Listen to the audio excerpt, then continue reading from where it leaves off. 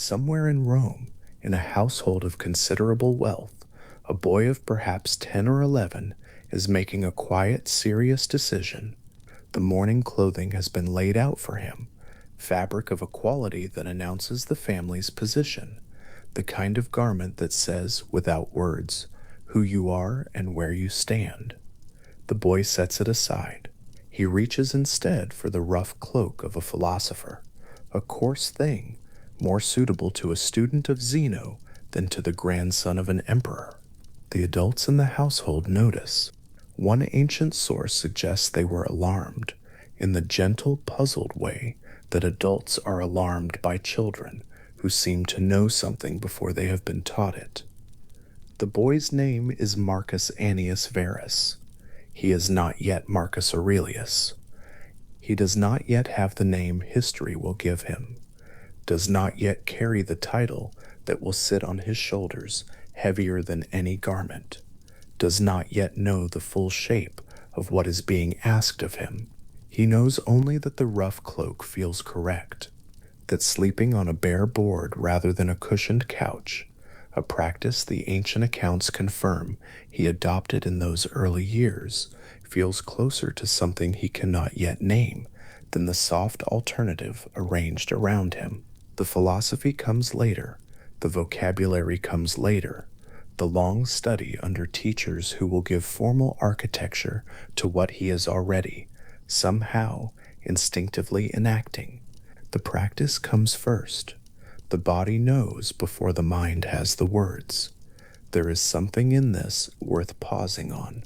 The ancient schools, both the Stoic tradition that would shape Marcus most deeply, and the Platonic tradition in whose shadow it stood, understood philosophy not primarily as a body of knowledge to be acquired, but as a transformation of character to be undergone. You did not study virtue the way you studied geometry. You practiced it the way you trained a body, with repetition, with small daily choices, with the accumulation of habits that eventually became, if the practice was honest enough, something close to a second nature. Zeno of Citium, who founded the school that would pass its arguments down to Marcus through 5 centuries and several continents, held that genuine human excellence consisted not in comfort or reputation or the outward signs of a successful life, but in the exercise of rational virtue, in living according to the deeper nature of what a human being actually is. The child choosing a rough cloak cannot have known the name Zeno, but the instinct that moved his hand toward the coarser fabric was reaching, without a compass, toward the same bearing. The adults watching him would have understood the gesture as youthful affectation, perhaps, or as the kind of phase a boy passes through before the world's actual demands make themselves felt. They would have been wrong about the affectation and wrong about the phase, but their alarm was not unreasonable. Here was a child born into one of the most privileged positions in the ancient world, connected by blood and adoption to the ruling family of the greatest empire the Western world had yet produced, and he was sleeping on boards. He was wearing rough wool when silk was available. He was oriented from the earliest recorded moment of his private life towards something that pointed away from the world's ordinary rewards and towards something quieter, harder to name, and harder to hold. Rome in the early 2nd century of the Common Era was a city that knew its own power. The empire under Hadrian stretched from the edge of Scotland to the upper reaches of the Euphrates, from the sandy margins of the Sahara to the forests along the Danube. It was a civilization organized around hierarchy, display, and the public theater of authority, a world where who you were was inseparable from what you wore, where you sat, who addressed you first, how many followed in your wake. Into this world, the boy with the rough cloak was setting a quiet counter-argument, one he would spend the rest of his long life refining and re-examining and failing to live up to perfectly, as all honest philosophical practitioners do, and returning 2 again each time he fell short. His grandfather, Marcus Annius Verus the Elder, was a man of genuine distinction, 3 times consul, a figure of such weight and reliability that the Emperor Hadrian knew his household as one worth watching. The family had come originally from Eucubae in the province of Boeotia, present-day Spain, and had risen over generations to the highest reaches of Roman aristocratic life. It was a family that understood what success looked like and had achieved it in every visible form. And into this family the boy had arrived, his father dying when Marcus was very young, leaving the child to be raised by the grandfather whose name he carried, and had looked at everything arranged for him, and had quietly, persistently begun to turn towards something else. His education was, by the standards of the time, extraordinary. Hadrian took an early interest in the boy, calling him Verissimus, the truest one, a nickname that carried in its Latin root a particular weight, suggesting not merely honesty, but the quality of being genuine through and through, of corresponding to what one appeared to be. Tutors arrived. The rhetorician, Marcus Cornelius Fronto, came, one of the greatest Latin prose stylists of the age, a man who believed that the proper shaping of a sentence was one of the highest achievements available to a Roman mind. Under Fronto, Marcus learned to construct an argument the way a craftsman learns joinery, with attention to fit, to the grain of the material, to the specific stress each joint would bear. The letters between them that survive show genuine warmth. Fronto's pride in his student's progress, sitting alongside Marcus's evident affection for a teacher whose gifts he recognized, without ultimately following where they led. Because somewhere else in the same city, in the same years when Marcus was learning the architecture of a well-made Latin sentence, the Stoic teacher Apollonius of Chalcedon was preparing a different kind of instruction entirely. And when Apollonius arrived in Marcus's life, something settled. The rough cloak and the bare board had been waiting, it seems, for the philosophical tradition that would give them their proper name. Fronto, for his part, seems to have known he was losing.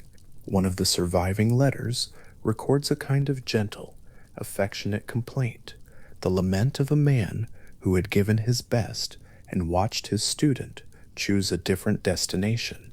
There is no bitterness in it, and this is itself a mark of Fronto's quality. But the divergence was real.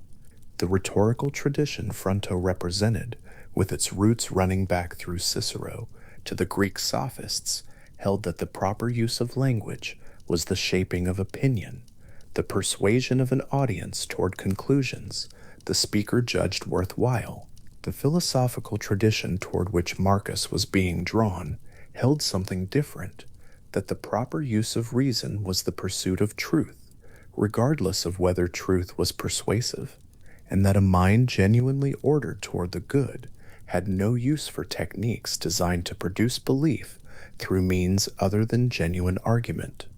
This was an old quarrel, traceable to Plato's Gorgias, in which Socrates examines a famous rhetorician and concludes that the art of persuasion, practiced without an anchor in truth, is not a genuine discipline at all, but a kind of flattery, a tool for producing effects in an audience rather than genuine understanding in a mind.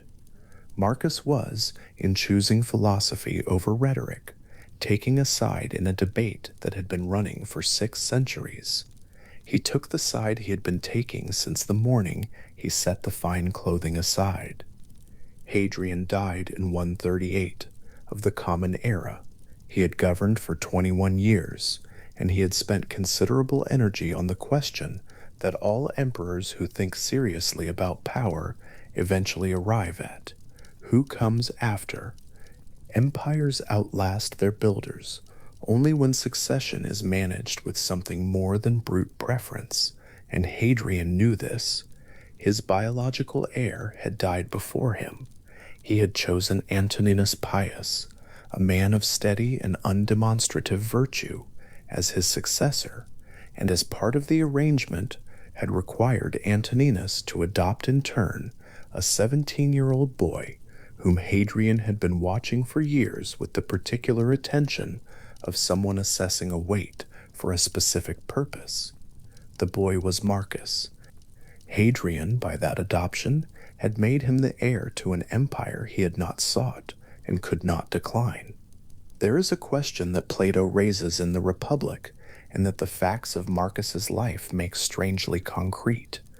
Plato argues that those most suited to govern well are precisely those least drawn to seek governance, because the person who wants power is already compromised by the wanting, already oriented toward the external reward rather than the internal discipline that makes ruling genuinely good rather than merely effective.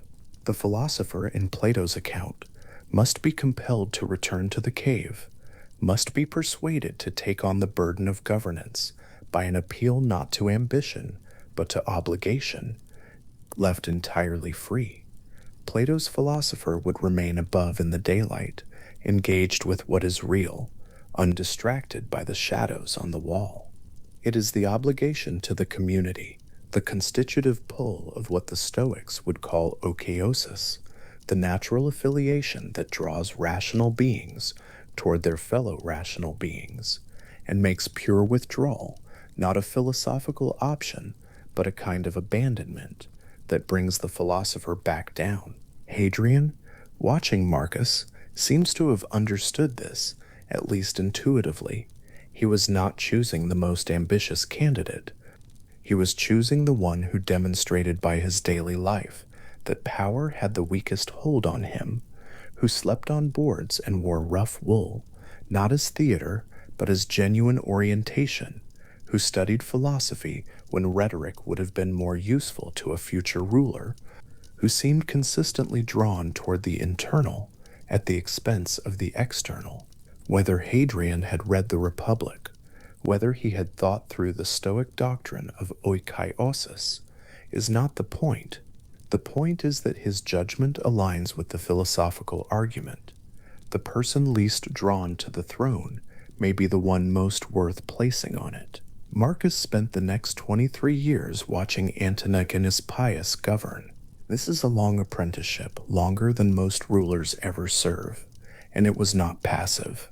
Marcus attended to the daily administrative texture of imperial rule, the petitions that arrived from across the empire, the appointments to provincial governorships, the management of military dispatches, the slow and largely undramatic work of keeping an enormously complex political body functioning through careful attention rather than dramatic intervention.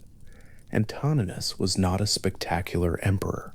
He did not pursue grand military campaigns or dramatic building programs. He governed through attentiveness, through personal decency, through the kind of sustained daily virtue that does not make for exciting history, but does, over time, constitute what Edward Gibbon would eventually call the most humane exercise of power the ancient world produced. Gibbon's judgment, formed in the 18th century and never entirely free of its own era's assumptions, rests on something that is harder to dismiss than the specifics of his argument. It rests on the Aristotelian and Stoic premise that virtue in a ruler is not a private achievement, not a personal accomplishment of the kind that earns admiration but has no further consequence, but a public good with concrete political effects. The emperor, who has genuinely internalized the discipline of self-governance, who is not ruled by appetite or anger or the desire for personal glory, governs differently than one who merely performs restraint when the audience is watching. Antoninus, by most accounts, was genuinely the former, and Marcus, watching him for more than 2 decades, was receiving by proximity and attention a model that no formal philosophical instruction could have supplied. The Stoic tradition offered a specific way of thinking about this. The doctrine of okeosis, of natural affiliation, held that rational beings are constitutionally oriented toward their community, that the rational nature in each person reaches naturally outward toward the rational nature in others, that genuine philosophical development does not end in withdrawal, but in a more fully realized engagement with the common life. Zeno had taught this, Chrysippus had elaborated it, Epictetus had enacted it, and Marcus was living it, slowly, without yet having the weight of full imperial responsibility, in the long years of careful watching and careful attending that Antoninus's steady example provided. He was not yet the emperor. He was still, in a philosophically important sense, a student. He was also, in those years, a student of a specific text that would shape him more deeply than any other. Rusticus, one of his teachers, a Stoic philosopher of the more practical kind, a man oriented less toward theory than toward character, gave Marcus the notes of Epictetus's lectures. These had been recorded by Arrian of Nicomedia, a student who had recognized that what his teacher was saying in the schoolroom at Nicopolis was worth preserving, and had set it down in the form we now call the Discourses and the Enchiridion. Marcus would carry those notes in some form for the rest of his life. The arguments Epictetus made about the nature of what is in our power and what is not, about the proper relationship between the inner life and the outer world, about the specific discipline required to hold a philosophical conviction against the daily erosion of circumstance, would appear again and again in the private notebooks Marcus would eventually keep, reworded, re-examined, held up to the light of a new day's difficulty, and turned slowly in the hands. But all of that belongs to later years, to the tent on the Danube frontier, to the notebooks no one was supposed to read. In the years of watching Antoninus, Marcus was still gathering. The final days of Antoninus Pius arrived in March of 161 of the Common Era. He was 74 years old, and he died in a way that the ancient sources describe as entirely consistent with how he had lived, quietly, in good order, without theater or complaint. The watchword he gave to the officer of the guard on his last night was equanimitas, equanimity. It is a word that could serve as the summary of his reign, and as the inheritance he passed most directly to the son he was leaving behind. Marcus was informed in the way that such information arrives, not suddenly, but with the weight of something long anticipated, that nevertheless, when it comes, requires a moment of genuine reception. The empire was his. The obligation that could not be declined had arrived at last, and it arrived not as a triumph, but as a weight. Ancient sources do not describe this moment as joyful. They describe it as the quiet, unwanted arrival of a duty that Marcus had known for most of his adult life was eventually going to require him to set down the rough cloak and put on something heavier. What he did next is small and easy to miss in the larger narrative of imperial succession, but philosophically it carries considerable weight. He refused at first to accept the full imperial title alone. He insisted that Lucius Verus, his adoptive brother, also named in Antoninus's arrangements as a potential successor, share the office as co-emperor, the first time in Roman history that two men of equal formal authority had held the imperial title together. The practical explanations for this decision are available and not uninteresting, but there is another way to hold it, as a philosophically significant act, almost instinctive, in which a person who genuinely did not want the power he had been given moved immediately to reduce by half the weight resting on him alone. The Stoic tradition had always held that the person most suited to govern well is the one for whom governance is a duty rather than a destination. It had held through Zeno and through Epictetus and through the long practice of Marcus's own private orientation toward the internal, at the expense of the external, that the external rewards of power, the precedence, the deference, the sense of consequence that attaches to the highest office, are what the Stoics called preferred indifference, capable of having value in a secondary sense, but not constitutive of genuine human flourishing, not the thing a well-ordered life is actually for. Marcus had been enacting this philosophical conviction since the morning he chose the rough cloak. Sharing the imperial office on the day it became his was the same gesture at a different scale. The question of whether power corrupts has occupied political philosophers from Plato to the present.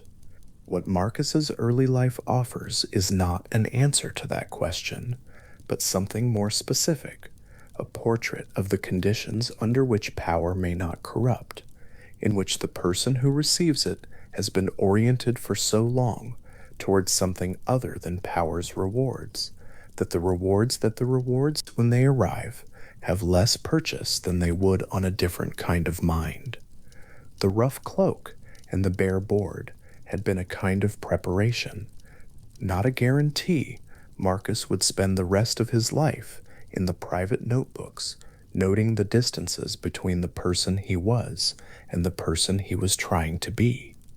But a preparation, a long, sincere bodily argument against the assumption that what the world values is what a person of genuine virtue values. The philosopher who does not want power and who nonetheless takes it on because the obligation cannot be declined, and who immediately moves to share its weight with someone else. This is Plato's figure from the Republic, made historical and specific and Roman and real. It is a figure that does not appear often in the record of political life, precisely because the conditions that produce it are so specific and so unlikely to align. A philosophical temperament, genuinely formed rather than performed, a long apprenticeship in patience and careful observation, an inheritance that could not be refused, and the sustained daily practice, going back to a child's choice of clothing on a Roman morning, of orienting the will away from what glitters and towards something colder and more durable, and in the end, more genuinely illuminating, oracle. The adults who watched Marcus choose the rough cloak all those years before could not have known what they were seeing, a child's phase, perhaps, a stage in the normal passage from boyhood to the assumption of adult responsibilities and adult tastes. They would not have known that the boy on the bare board was practicing, already, the long discipline that would eventually produce a man who governed one of the largest and most complex political structures in the ancient world, and wrote, in private, at night, in a language not his empire's official tongue, instructions to himself about how to do better. The instructions were written for no audience.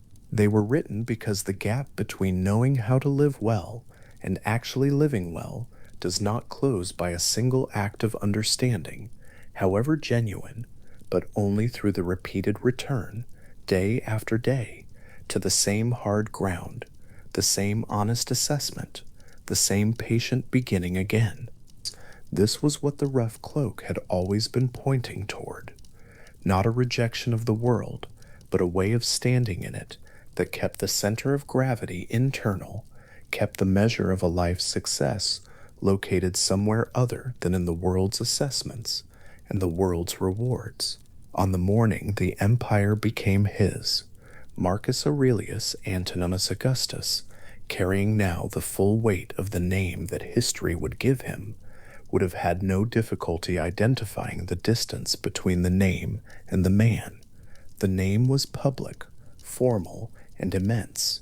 The man was a student of Epictetus, who still slept lightly and owned the philosophy more in aspiration than in fully realized practice. The empire was real. The philosophical obligation was also real. Both of them were his, and neither would release him, and he would spend the rest of his life working in the space between them. He shared the office. He began somewhere in those early years of rule to write, not for anyone else, for himself, in the way that someone writing in the dark writes not because there is an audience waiting, but because the thinking needs a form, because the distance between the principle and the practice needs to be measured somewhere, regularly, honestly, without the consolation of a sympathetic reader who might grant more than is honestly due. The title the manuscript would eventually receive, after his death, after the centuries of its uncertain transmission, after the fragile thread by which it barely survived at all, was Tius Heton, to himself. It is the most accurate description possible of what the text is, and it is also, quietly, the most accurate description of what the philosophy always asked of him, to turn the measure inward, to hold the self to the standard privately, in the absence of witness, without the reward of anyone watching. The boy with the rough cloak had known this before. He had the words. The emperor writing in Greek by lamplight on the Danube frontier still knew it, still needed to remind himself, still wrote it down again because the reminder was what the practice required. What Hadrian had seen in a 17-year-old boy, what had made him reach past ambition and theatrical competence and the ordinary markers of fitness for office, and place his hand on this particular air, was the quality that the Stoics had always held, was the only genuine qualification for power, a person already in some deep and embodied sense, not seeking it. The empire passes to the one who does not reach for it. The philosophy keeps returning to the one who keeps forgetting to live it. The rough cloak is still there on the chair, where it was set down this morning, and will be picked up again tomorrow, because the practice is not a destination that once reached stays reached. It is a daily returning. It is the shape of a life's real work. Equanimity was the watchword Antoninus gave the guard. It was what he left, along with the title and the obligation and the memory of 23 years of patient, decent, unspectacular governance, to the son now standing in the space his death had opened. And it was, in the end, the same word the rough cloak and the bare board had always been reaching toward.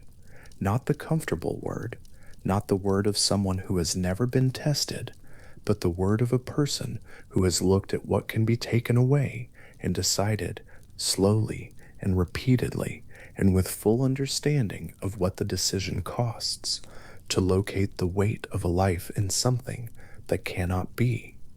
The tent was cold, not the deep cold of a northern winter fully arrived, but the particular cold of a late autumn night on the Danube frontier, where the warmth of the day leaves quickly and the ground gives back nothing. Marcus had been emperor for more than a decade by then. He was somewhere in his 50s, managing a military campaign he had not sought against peoples he bore no personal animosity toward, in a landscape nothing in his Roman education had prepared him to love. The lamp would have been small, the sounds outside the tent wall, horses shifting, the low voices of a camp settling into its evening routines, the distant movement of water would have been constant, unremarkable, present, the way breathing is present.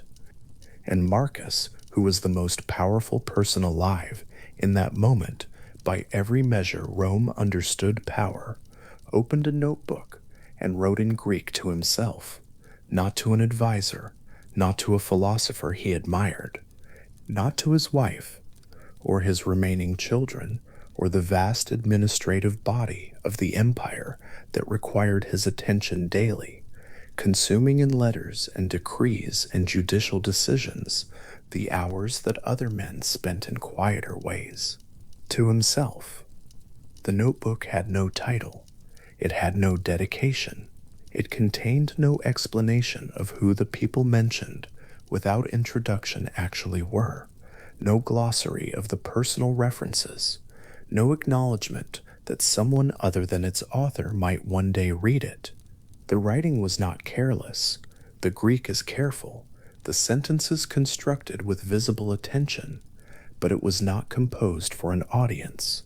It was composed for the only reader whose presence Marcus seems to have required, the version of himself that needed reminding. This is the strangeness at the center of the Meditations, the thing that separates it from every other philosophical text that survived antiquity.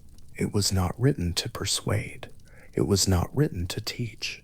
It was not written to establish a reputation or to contribute to a tradition or to enter the long conversation that philosophy conducts across centuries between the living and the dead.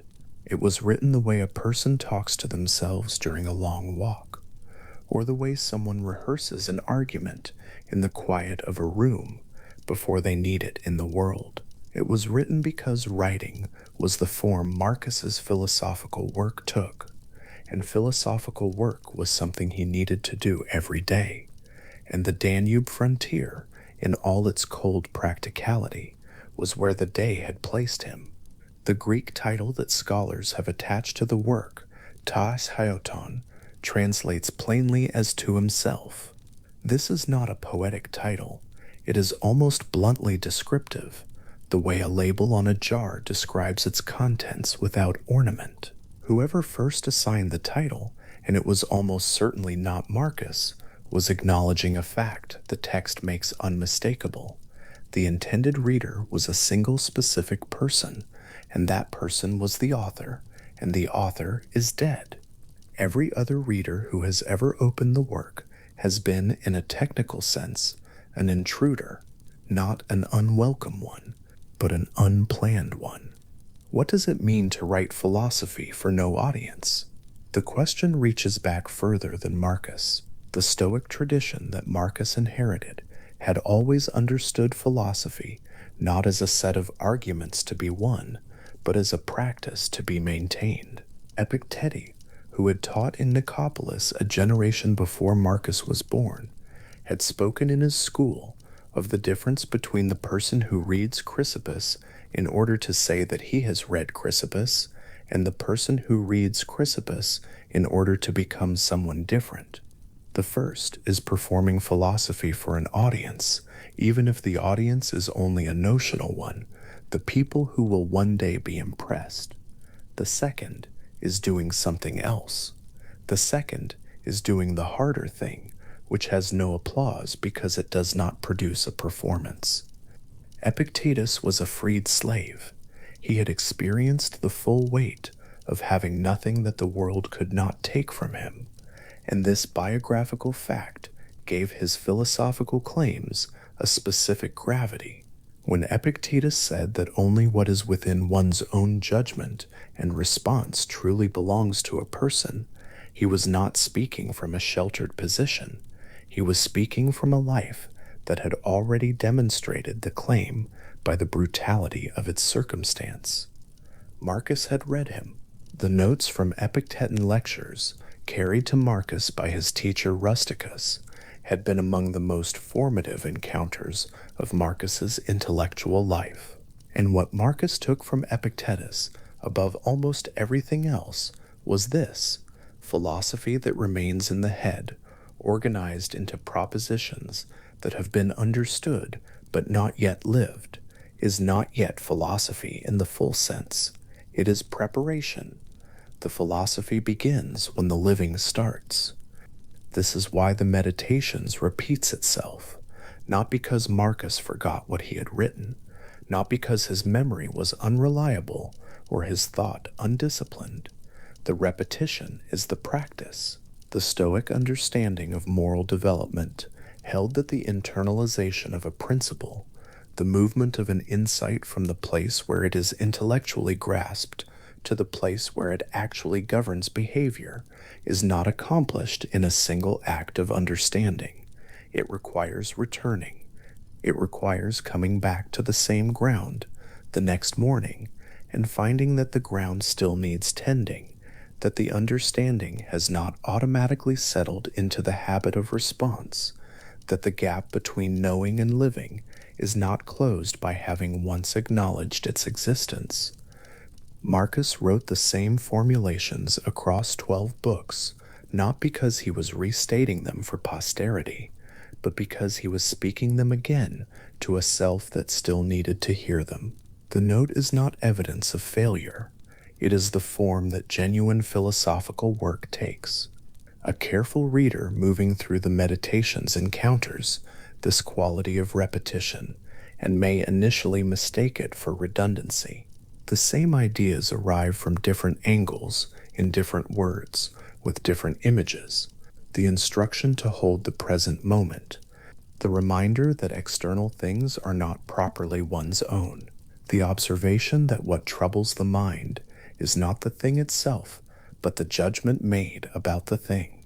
These appear in Book 2, and then in Book 4, and then again in Book 7, not because Marcus was compiling a handbook, but because he was returning, each time, to a practice that had not yet made itself permanent.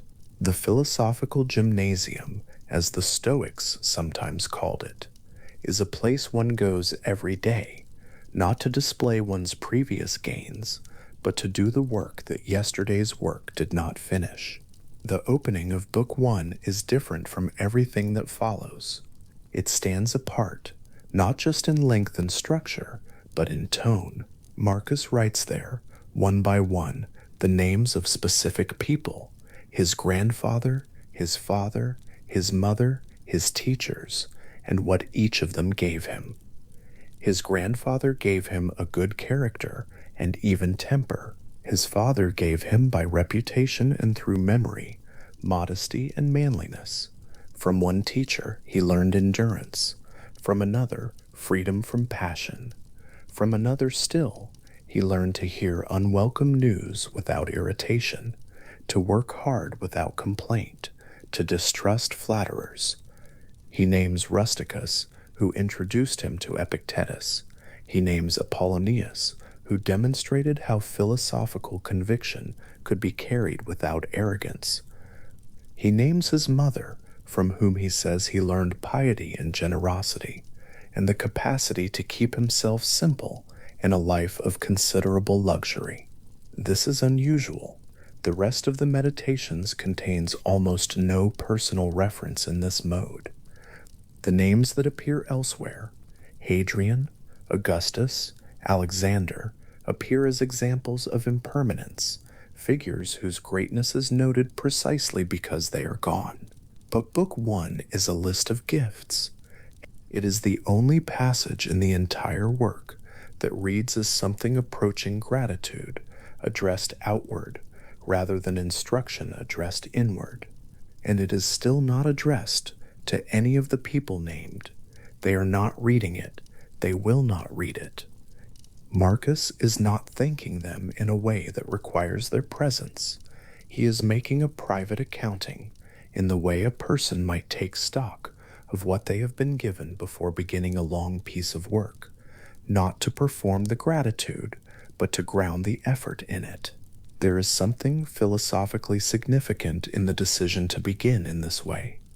The Stoics held that the person who is genuinely making moral progress will become more aware, not less, of how much they owe to others. The ideal of the Stoic sage, fully rational, fully virtuous, requiring nothing external for the good life, was understood even within the tradition to be an extremely rare achievement, perhaps never perfectly instantiated.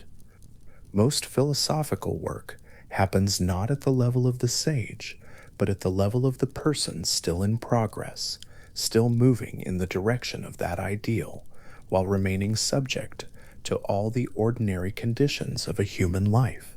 And those conditions include debt, they include influence, they include the specific quality of what specific people have given, which cannot be reduced to abstract principles without losing something true about how human beings actually develop. Book 1 is Marcus acknowledging the full reality of his situation, a person trained by other people, shaped by their examples, working to internalize what they gave him, and aware that the working is still ongoing. The tent, the camp, the Danube, these details are not decorative. Marcus wrote during military campaigns because military campaigns were where large portions of his adult life were spent, not because he sought them, but because the empire required him to be there, and the empire was his responsibility, and he had accepted the responsibility in the only spirit the Stoics would have recognized as appropriate, not with enthusiasm, but with clear-eyed willingness. He had not wanted to be emperor.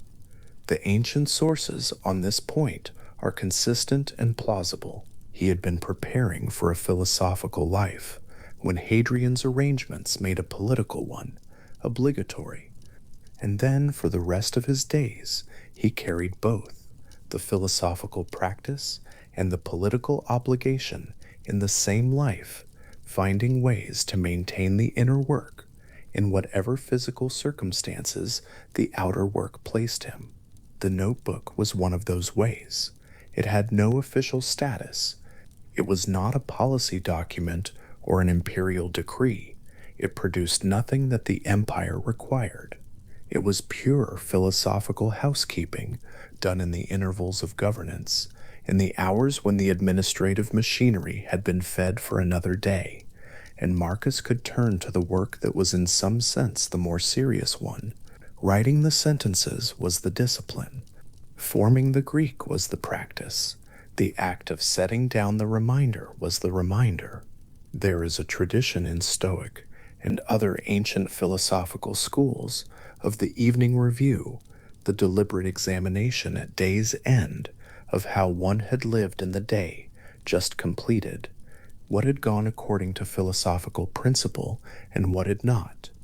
And the Meditations has something of this quality throughout, though spread across years rather than contained within single nightly sessions. It is a record of ongoing review, not of finished reflection. The survival of the text is its own small philosophical problem. Marcus did not take steps to preserve it. There is no evidence he considered the Meditations a contribution to philosophy in the way that Plato or Aristotle had contributed, by writing for students and a wider tradition. There is no evidence he discussed its contents with anyone, no record of philosophical correspondence about its themes, no sign that he regarded it as part of his public legacy. Whatever happened to the notebook or notebooks after his death in 180 CE, whether a trusted attendant saved them, whether they passed into the imperial archive through administrative inertia, whether someone close to Marcus recognized their value and made deliberate efforts at preservation, is not known. What is known is that the text survived antiquity's considerable attrition of manuscripts, that it existed in at least one manuscript tradition by the 10th century when it appears in Byzantine records, and that it remained in that fragile manuscript lineage until the middle of the 16th century. In Zurich, in 1559, a scholar named Wilhelm Zeelander worked from a single manuscript tradition.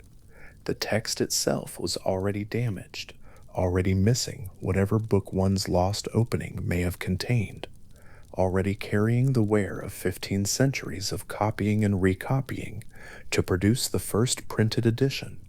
Gaslander was working on a text that gave him no context, no author's note, no explanation of the he and she and the unnamed emperors and friends, Marcus references without introduction, no philosophical apparatus of the kind that normally accompanies a systematic treatise.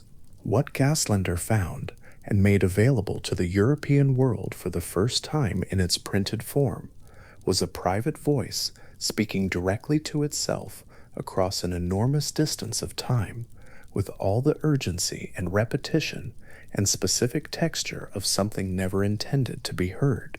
What does it mean that the Meditations were not meant to survive?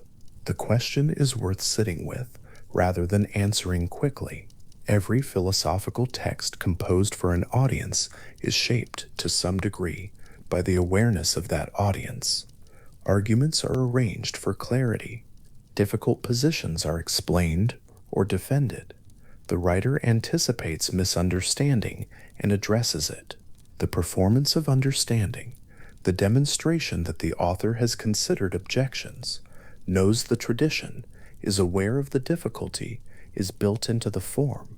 Even in traditions that emphasized inner practice over external display, the act of writing for others involves a kind of doubling, a self-consciousness about the written product, as distinct from the philosophical activity it describes. The Meditations has none of this. The arguments are not arranged for a new reader, the terms appear without definition, because Marcus already knows what they mean. The people are not introduced because Marcus knows who they are. The context is not provided because Marcus was there. The result is a text of unusual directness, the kind of directness that is possible only when the writer has no reason to manage an impression. Marcus is not trying to appear well-read or humble or consistent. He is trying to remind himself of things he already believes in principle and still has not fully learned to live. The honesty available in the absence of an audience is a different order of honesty from the honesty possible when someone is watching. Both are real, but the private kind goes further because it has nowhere to hide. The second-person address runs throughout the Meditations with a constancy that early readers found strange, and later readers found immediately deeply familiar. Marcus writes, "You have the power, and stop deceiving yourself. And how much longer are you going to wait?" The you being addressed is Marcus himself. That much is clear from context, from the title, from the internal references. But the effect on a reader, the sensation reported across centuries and across radically different cultural and historical positions, is the uncanny feeling that the address somehow extends further than the author intended. Not because Marcus was prophetically writing for future readers. He was not. But because the kind of honest self-correction he was doing is so recognizably fundamentally human, the gap between knowing and living being so universal, the need to remind oneself of what one already understands, so common to every conscious life, that the you lands somewhere beyond its original destination. This is not magic. It is the ordinary phenomenon of genuine honesty. When a person writes for themselves, and writes truly, without performance, without management, without the shaping that an audience requires, what they produce sometimes reveals something that has nothing specifically to do with them, and everything to do with what it is to be the kind of creature they are. Marcus was writing about the particular difficulty of being Marcus, in the particular circumstances of a Roman emperor in the 2nd century CE, and yet the difficulty he was addressing, the failure to live by what one already holds to be true, the persistence of small dishonesties and petty irritations in a person who has thought carefully about why these are unhelpful, is not an imperial difficulty or a Stoic difficulty or a Roman one. It is the ordinary difficulty of a conscious mind, any conscious mind that has developed more understanding than it has yet been able to embody. There is a particular kind of solitude in the act Marcus was undertaking each time he opened that notebook. It is not the solitude of loneliness, which is an absence of desired company. It is the solitude of the philosophical interior, the region of the self that is not visible to others, that does not require their validation, and that does the work that public life, for all its demands, cannot do for a person. The Stoics called this region by several names: the ruling mind, the inner life, the faculty of reason that is one's own most intimate possession and also one's highest nature. Marcus was writing from that place, and the writing was the way he maintained access to it in the midst of a life that gave it very few quiet mornings. Every philosophical tradition has some equivalent of this interior, the place where the thinking that actually matters happens, the place that does not perform itself. The Platonic philosopher returns to contemplation of the forms in the midst of the cave's distractions. The Aristotelian cultivates the habit of virtuous response until the virtuous response is natural, available without deliberation. The Epicurean tends the garden of ataraxia, the undisturbed mind, by careful management of desire and friendship and the avoidance of unnecessary entanglement. The Stoic sits with the ruling mind and examines its judgments, asking whether what is presenting itself as a necessity is genuinely one, asking whether the disturbance being felt is being felt for the right reasons, asking whether the principle being violated is actually a principle or a preference in disguise. Marcus was doing this in the only form that worked for him. He was writing it down. The cold of the Danube in late autumn, the small lamp, the Greek notebook, these things are specific and finite. They belong to a particular man, in a particular moment, in a particular century. The philosophical work being done in that tent, though, by that man, with those tools, in those cold hours, the work of returning to what one already knows and finding it still ungrasped, still needing to be reached for again, is not specific. It is the form that moral seriousness takes in a being capable of knowing what it should do, and still in the morning finding the knowing insufficient. Marcus would have recognized this as his own failure. He would not have been wrong. He also would not have been alone in it. The manuscript in Silander's hands was damaged. Parts were missing. The copying errors of 15 centuries had accumulated in ways that made certain passages uncertain, certain words subject to conjecture. He worked with what he had, as scholars always work with what they have, and he made the text available to a Europe that had no way of knowing what it was being given. The text was not initially received as a philosophical masterwork. It took time. The meditations spent several centuries in a kind of slow diffusion, finding readers one at a time, being quoted in marginalia, being passed between people who found in it something that formal philosophical treatises did not quite provide. It has no argument to defeat. It makes no claims that require defense. It is a person sitting in the honest dark, writing down what needs to be remembered.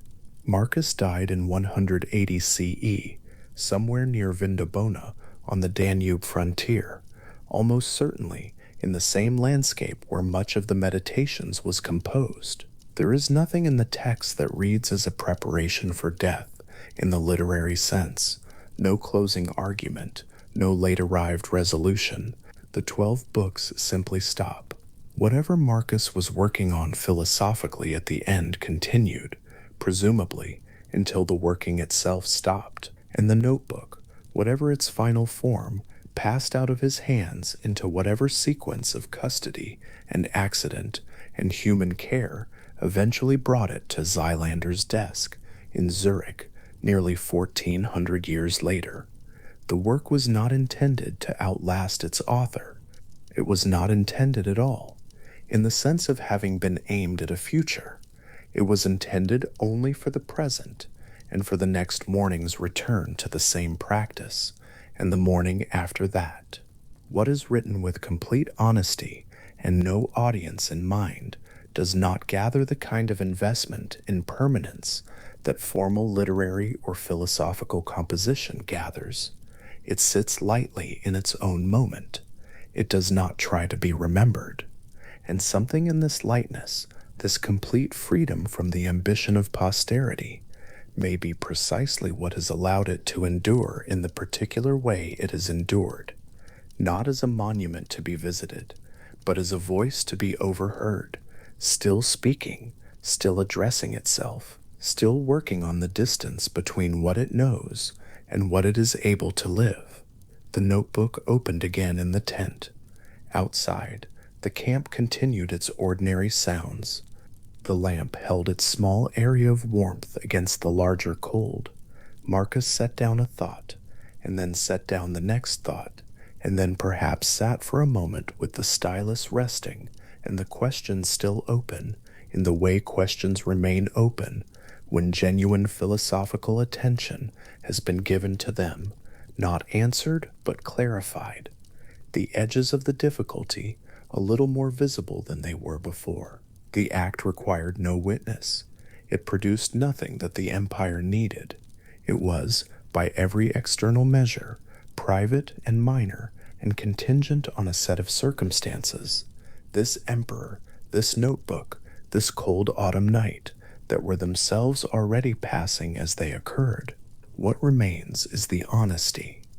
The plain Greek sentences that say still, that the person writing was not yet fully living what he knew, and knew it, and was willing to return to the knowing and try again. This quality of honest return is not something that time diminishes. It is not something that the vast distance between a tent on the Danube in the 2nd century and the quiet of any ordinary night in any ordinary room collapses into mere history. It arrives as it always arrived, not as argument, not as instruction, but as the quiet recognition that a particular kind of moral seriousness looks like this every time it is genuinely practiced. Someone in whatever darkness the circumstances have provided, writing to the part of themselves that already knows what needs to be done, and asking, without witnesses, why the knowing is still not enough, and finding the question worth asking again. The notebook stays open. The work continues. The lamp holds. Epictetus was standing in a room in Nicopolis when he said it. The students who had come to hear him that morning were seated, waiting, and he opened with a single distinction that he had been testing for years against the material of his own life. Everything in existence, he said, falls into one of two categories. There is what is up to us. There is what is not up to us. He said nothing else for a moment, and let the division work on the room. The force of the claim depended on who was saying it. Epictetus had been a slave. He had owned nothing that could not be taken from him on the decision of another person, not his labor, not his body, not his time, not his freedom of movement. He had lived inside the most complete demonstration possible of what external goods actually are, temporary arrangements, held only by permission, revocable without notice. When a philosopher who had spent years inside that condition told a room of students that health, wealth, reputation, and even physical safety were not genuinely in their power, and therefore not genuine goods, the claim carried a weight it could never carry from a wealthy man speculating at a distance. He had not inherited this view. He had arrived at it through the specific pressure of a life in which the alternatives had been tested and found wanting. What is up to us, he continued, is narrower than it appears at first. Our own judgments, our desires and aversions, our responses to what happens, the capacity to examine what we think and to adjust it. These things, and only these, belong to us in any deep sense, not because no one can interfere with them, but because interference from outside cannot finally govern them without our cooperation. A person can be prevented from moving, from speaking, from acquiring what they want. The judgment about whether that prevention is a genuine loss, or only the loss of something that was never truly theirs to claim, remains at least partly in their own hands. He called one side of the division ta ephaimin, the things up to us. The other side ta ephaimin, the things not up to us. And the argument that followed was not about listing which human concerns fell on which side, though that listing is useful, and Marcus would spend years doing it in his notebooks. The deeper argument was about what happens in a mind that confuses the two categories. That confusion, Epictetus held, is the root cause of nearly everything that passes for suffering in a human life. Not the loss of wealth, but the belief that wealth was necessary for flourishing. Not the insult from a rival, but the judgment that the rival's opinion of you touches something real. Not the illness, but the conviction that health is required for the good life. Remove the mistaken identification, and the loss does not disappear. It simply stops having the power over the mind that it previously seemed to have. Marcus was not in that room. By the time he encountered these ideas, Epictetus had been dead for several decades, leaving behind no books, only lectures recorded by a student named Arrian and passed along in manuscripts. But Marcus received those manuscripts as an adult, already shaped by years of philosophical training, and something in them arrested him in a way that other texts had not. His teacher Rusticus gave him access to the notes. He carried what he found in them for the rest of his life. The distinction Epictetus had drawn in Nicopolis would appear again and again in Marcus's notebooks, restated, refined, tested against the circumstances of an imperial life that placed him in almost daily contact with the full range of what cannot be controlled: armies, plagues, the decisions of other emperors, the deaths of children, the judgments of people who did not understand him. He wrote the distinction not once but many times, in slightly different forms, because understanding a philosophical principle and living inside it are not the same thing, and the notebooks were where the gap between them got worked on, not the place where Marcus demonstrated his mastery of Stoic thought, the place where he sat with how far he still had to go. The Stoic philosophical structure that Epictetus was drawing on had another face, one that looked outward rather than inward, toward the world rather than toward the self. Heraclitus, centuries earlier, had noticed something about fire. It consumes and is sustained. By consuming, it transforms what it touches into what it is, and in the ceaseless motion of that process, he had found the image for something he believed ran through all of existence. A rational ordering principle, a logic embedded in the structure of things, active and present in every phenomenon he could observe, from the burning of wood to the cycling of seasons to the turning of thought inside a human mind. He called it the Logos, not a person, not a deity in any conventional sense, something more like the grammar of the universe, the reason things happen in the way they happen, rather than in some other way, the principle that makes the world intelligible rather than merely present. Heraclitus had been difficult to read, even in antiquity. His sentences were dense and riddling, composed as though the ideas inside them required compression to survive. What he left behind came in fragments, sentences and phrases quoted by later writers who were often as puzzled as anyone. But the Stoics, beginning with Zeno and developed over generations, had taken the Heraclitean logos and built it into the foundation of their entire philosophical system. The rational ordering principle was not merely an elegant metaphor for them. It was a description of something real, something present in the grain of matter, in the movement of heavenly bodies, in the biological development of living things, and most directly and immediately in the human capacity for rational thought itself. For a Stoic, to say that a person thinks rationally is not merely to say that they are using a useful cognitive tool. It is to say that the same structuring intelligence that organizes the cosmos is active locally in that person's mind at that moment. The human capacity for reason is not analogous to the logos. It is a participation in it. A fragment of the universal fire, Heraclitus would have said, temporarily gathered into a form that can reflect on itself. Marcus held this view throughout the Meditations, returning to it the way a person returns to a source.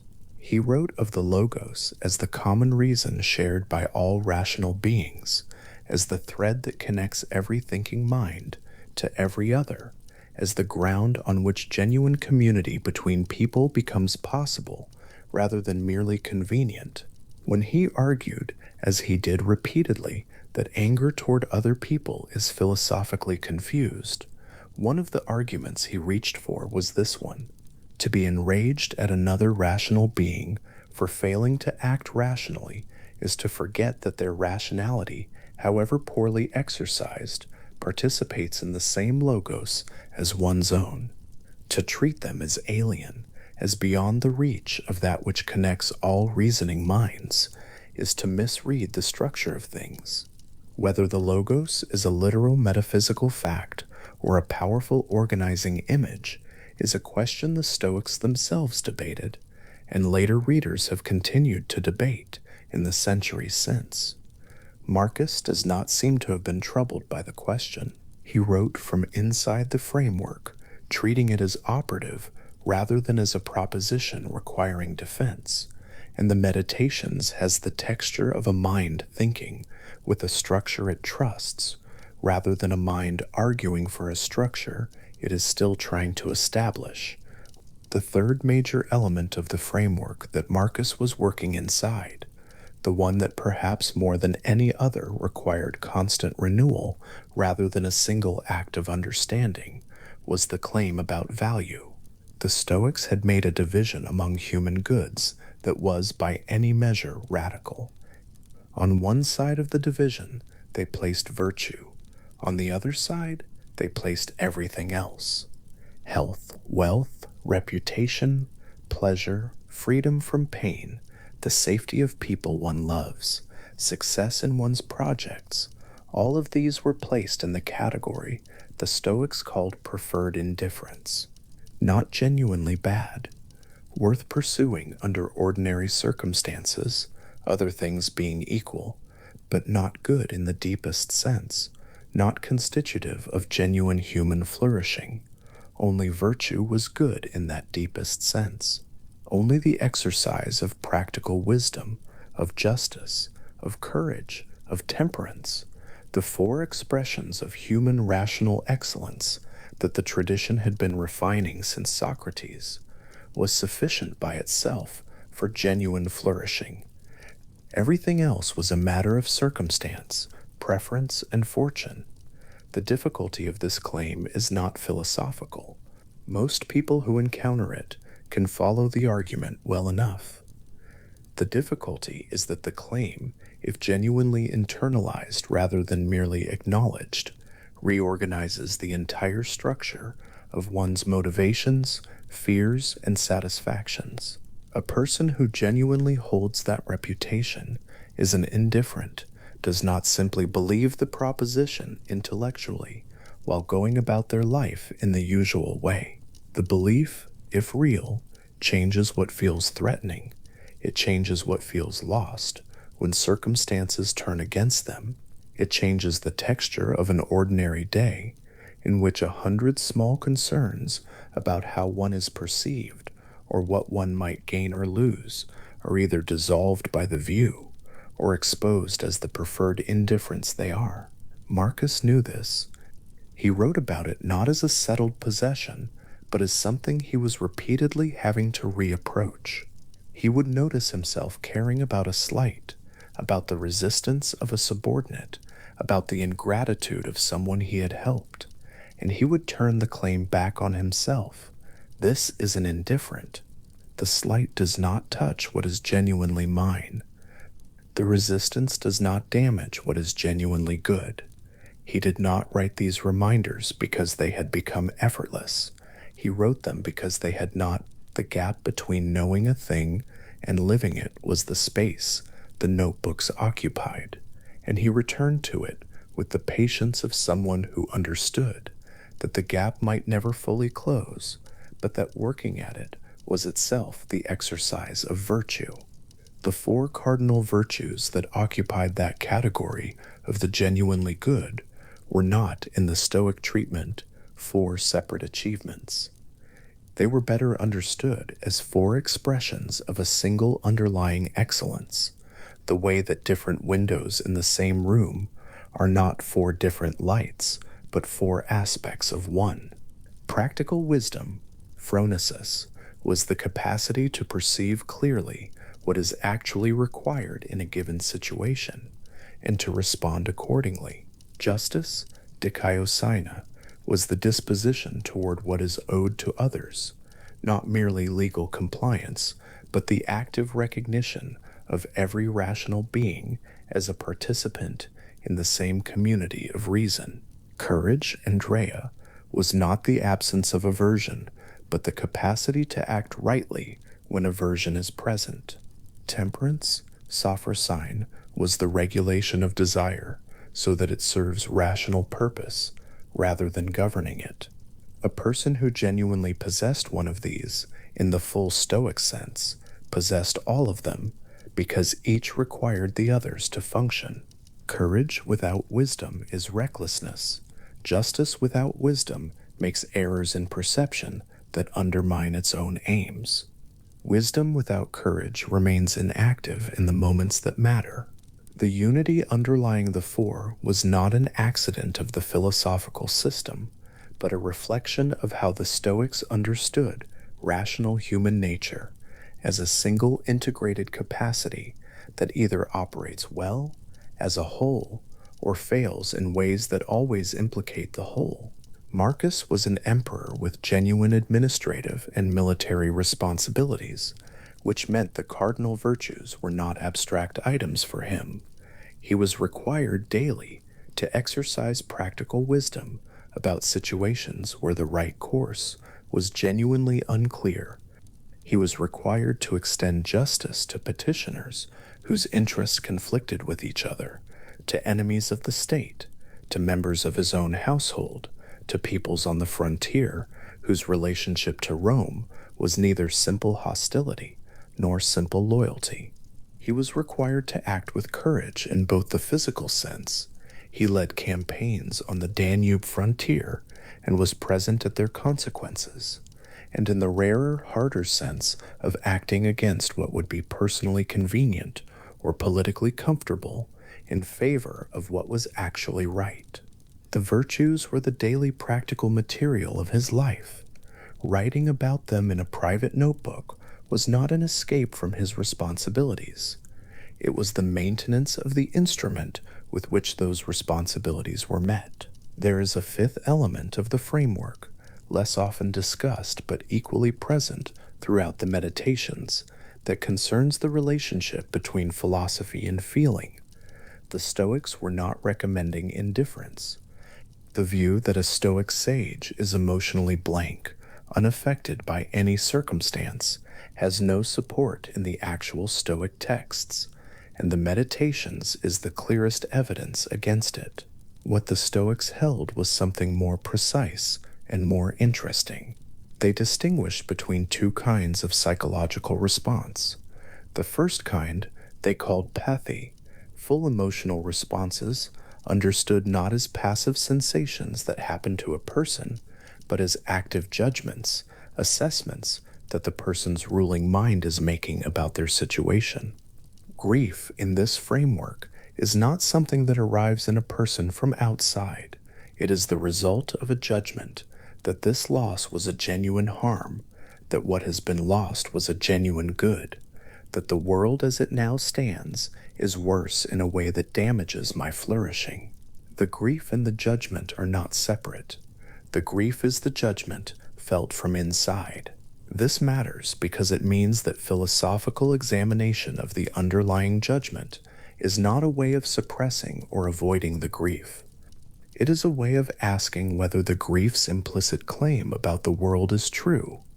If the judgment is a mistaken one, if what was lost was in fact a preferred indifferent, valuable but not constitutive of genuine flourishing, then examining the judgment is not cold-heartedness, but accuracy. The grief does not get strangled, it gets questioned, and the questioning, done carefully, may or may not change the feeling, but it changes the person's relationship to the feeling. The second kind they distinguished was what they called propathia, the initial involuntary flinches that precede any judgment.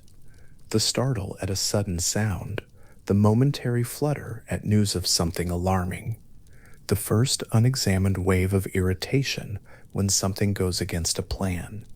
These, the Stoics held, were not virtuous or vicious.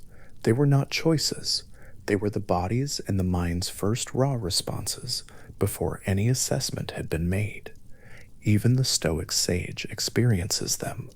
The sage differs from the ordinary person, not in being immune to the first involuntary response, but in not following that response automatically into a full judgment. The flinch is not the error.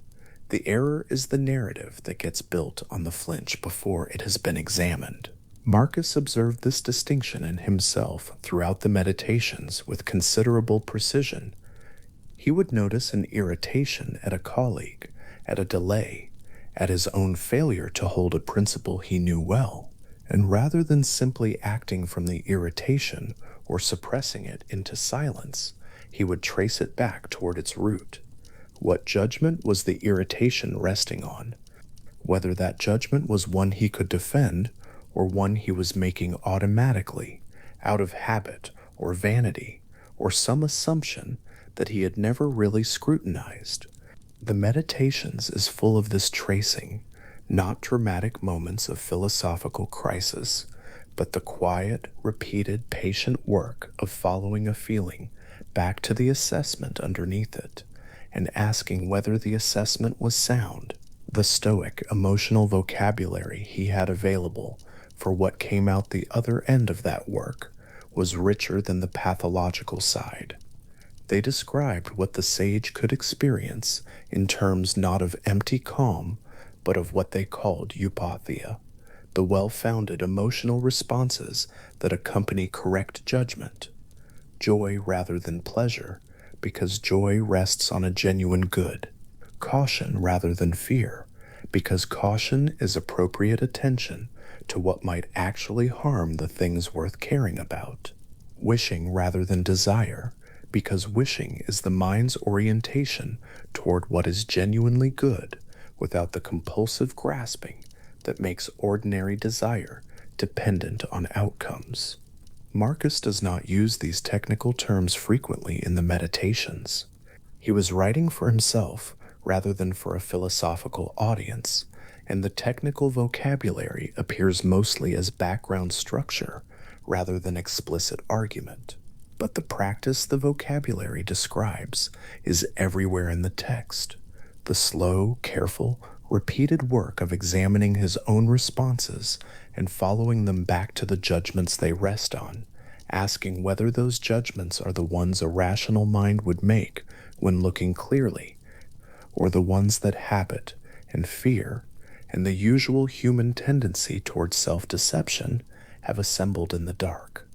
These 5 elements, the distinction between what is and is not in one's control, the logos as the rational structure permeating existence of the doctrine that virtue alone is genuinely good, the unity of the 4 cardinal virtues, and the cognitive understanding of emotional response are not 5 separate ideas that happen to be grouped together in the same philosophical tradition.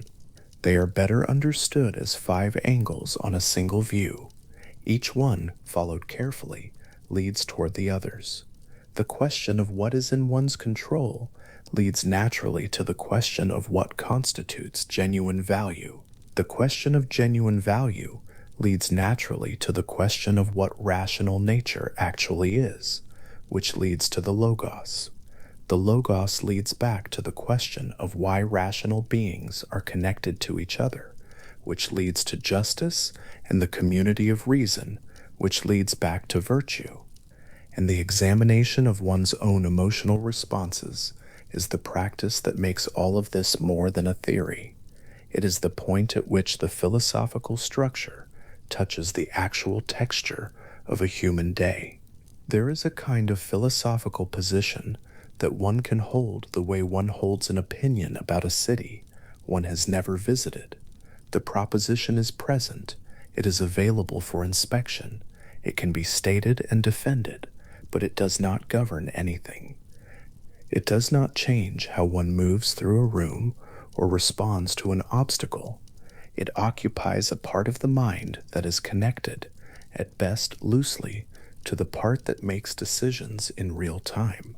The Stoics understood this, and they understood it not as a failure of intelligence, but as a feature of how the mind works. Understanding a principle, even understanding it deeply, does not automatically make that principle operative.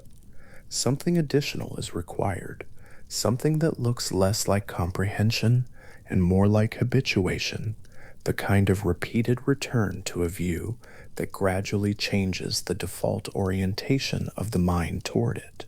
Marcus was engaged in that additional work throughout the meditations. The repetition in the notebooks is not redundancy. It is evidence of the distance between knowing and living, and of a sustained commitment, not to be satisfied with merely knowing. He returns to the control distinction because he has not finished living it. He returns to the claim about virtue because the preferred indifferents keep reasserting their false importance in the texture of an actual day.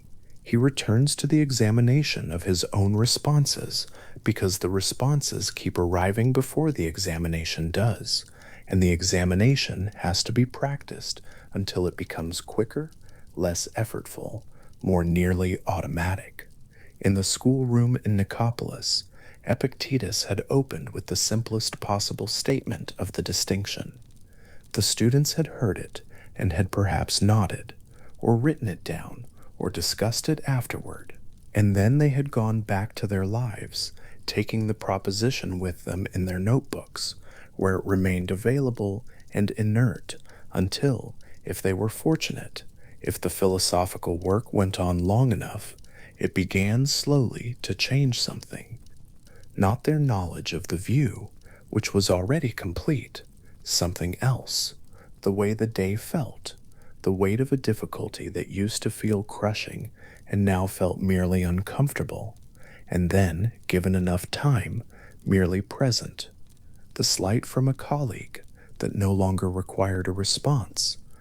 The news of something going wrong that could be met with attention rather than panic. Epictetus had arrived at that diminishing of weight through a life that gave him no alternative. The external goods had been taken. The discovery that remained was not a consolation, it was a clearing. And from that clearing, the framework had been built, the framework Marcus inherited and lived inside for the rest of his life, testing it against the particular difficulties of a position that happened to involve governing the largest political entity in the Western world. What is remarkable in looking at the meditations from the outside is not that Marcus found the framework difficult to live. That is expected. What is remarkable is that he found it worth returning to, that after years of holding these ideas, after all the repetition in the notebooks, after the full weight of campaigns and administration and loss, he kept reaching for the same view, not with resignation, with something that reads more like renewed recognition, the acknowledgement that the framework was still sound, that the difficulties were real, but were what they had always been, that the philosophical equipment was still adequate to the situation, even when the situation was extreme. He had the view, he had the vocabulary, he had in the notebooks the practice of returning to them and working with them honestly, without performance, without an audience to satisfy. And in that combination, the view held clearly, the practice sustained across years, the honesty enforced by the complete absence of anyone else's eyes. There is a kind of philosophical architecture that is its own thing, not a monument to a finished achievement, something quieter and more useful, a structure maintained against the tendency of things to become disordered, returned to each time the disorder reasserts itself, as it always does, because the mind has not given up on finding it worth the return. All five of those elements, set together, can be held as something smaller than a system, smaller than a doctrine. They can be held as a single quiet question that a person might bring to any moment in any day, letting it rest there and seeing what it opens. Of everything that seems to be troubling the mind right now, how much of it is actually mine to change? Not in the rhetorical sense, not as an irritant or a challenge, but as a genuine and patient inquiry, the kind Epictetus was practicing in Nicopolis, and Marcus was practicing in a military camp. And every careful thinker who has spent time with this framework has eventually arrived at not as an answer, as the question that once genuinely asked has a way of making certain other things very quietly settle. Zeno of Citium arrived in Athens, carrying nothing. The ship that had brought him from his home port had gone down somewhere in the waters between Cyprus and the mainland, taking with it the cargo of purple dye he had been transporting on behalf of his merchant family, and he stood in the city, a stranger without business, without purpose, and without the commercial identity that had until that moment organized his life. Ancient sources say he wandered into a bookseller's shop, which in Athens in the early 3rd century, before the Common Era, was not merely a place where texts were copied and exchanged, but a kind of informal gathering point where educated men came to argue, read aloud to one another, and sit with ideas in the way one sits with a fire on a cold afternoon. Someone was reading from Xenophon's account of Socrates. Zeno listened. When the passage ended, he asked the bookseller where he could find men like the one being described. The bookseller looked up, and by a coincidence that philosophy has been quietly grateful for ever since, the cynic philosopher Crates was at that moment walking past the doorway. The bookseller pointed. Zeno followed. What began in that doorway took another 20 years to become anything resembling a system.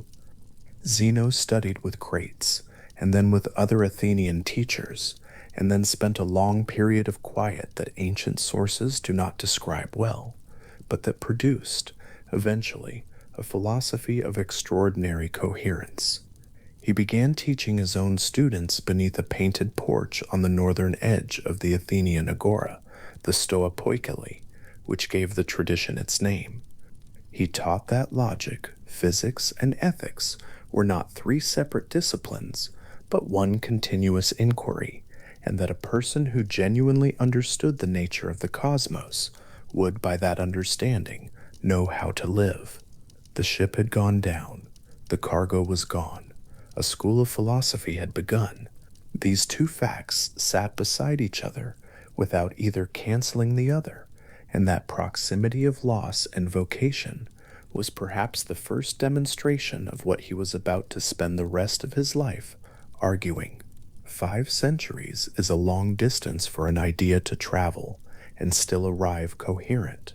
Between the bookseller's doorway in Athens and a military tent on the Danube frontier, the philosophy Zeno founded passed through more than a dozen major thinkers, was translated into Latin, was disputed, supplemented, refined, and occasionally misrepresented, was carried by Stoic philosophers into Roman courts and schoolrooms and private households, and eventually reached a man who was not primarily a philosopher, but who had chosen to read it as one.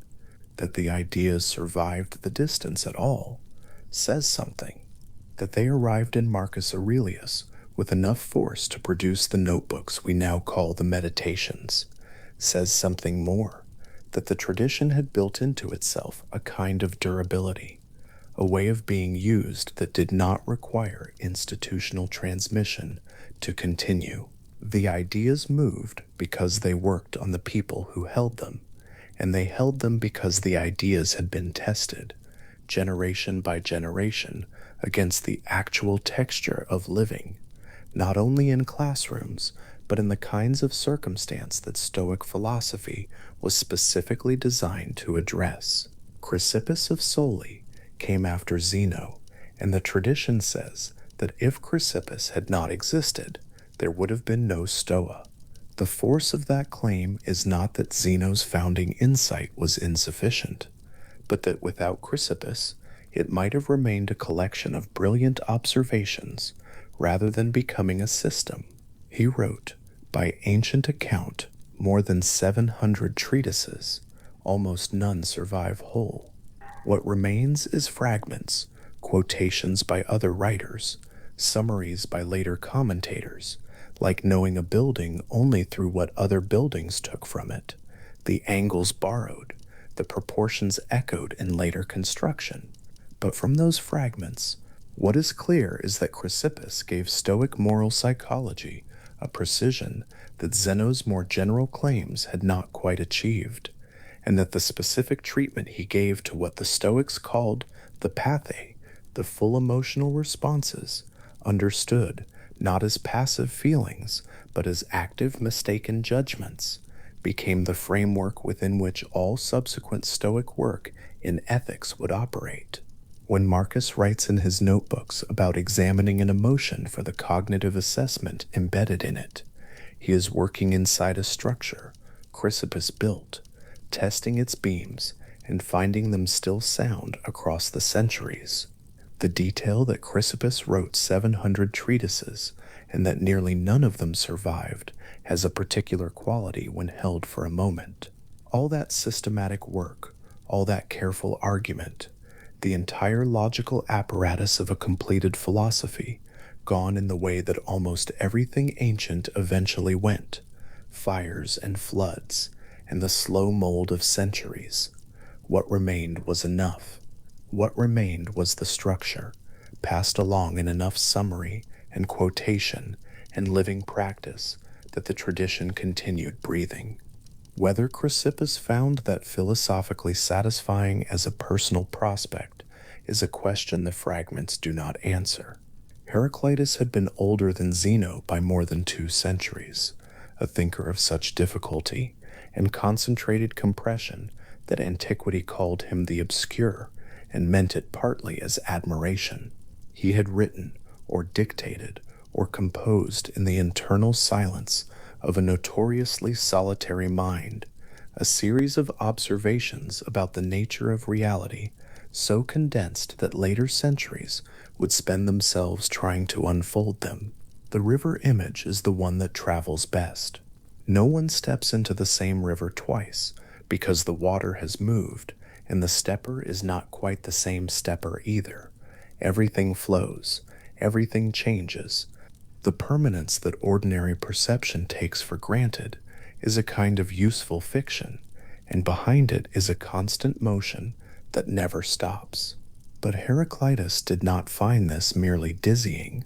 Behind the constant change, he had noticed something that held a logos, a structuring reason, a patterning intelligence ran through everything, giving the flux its form, making the river a river rather than an undifferentiated flow.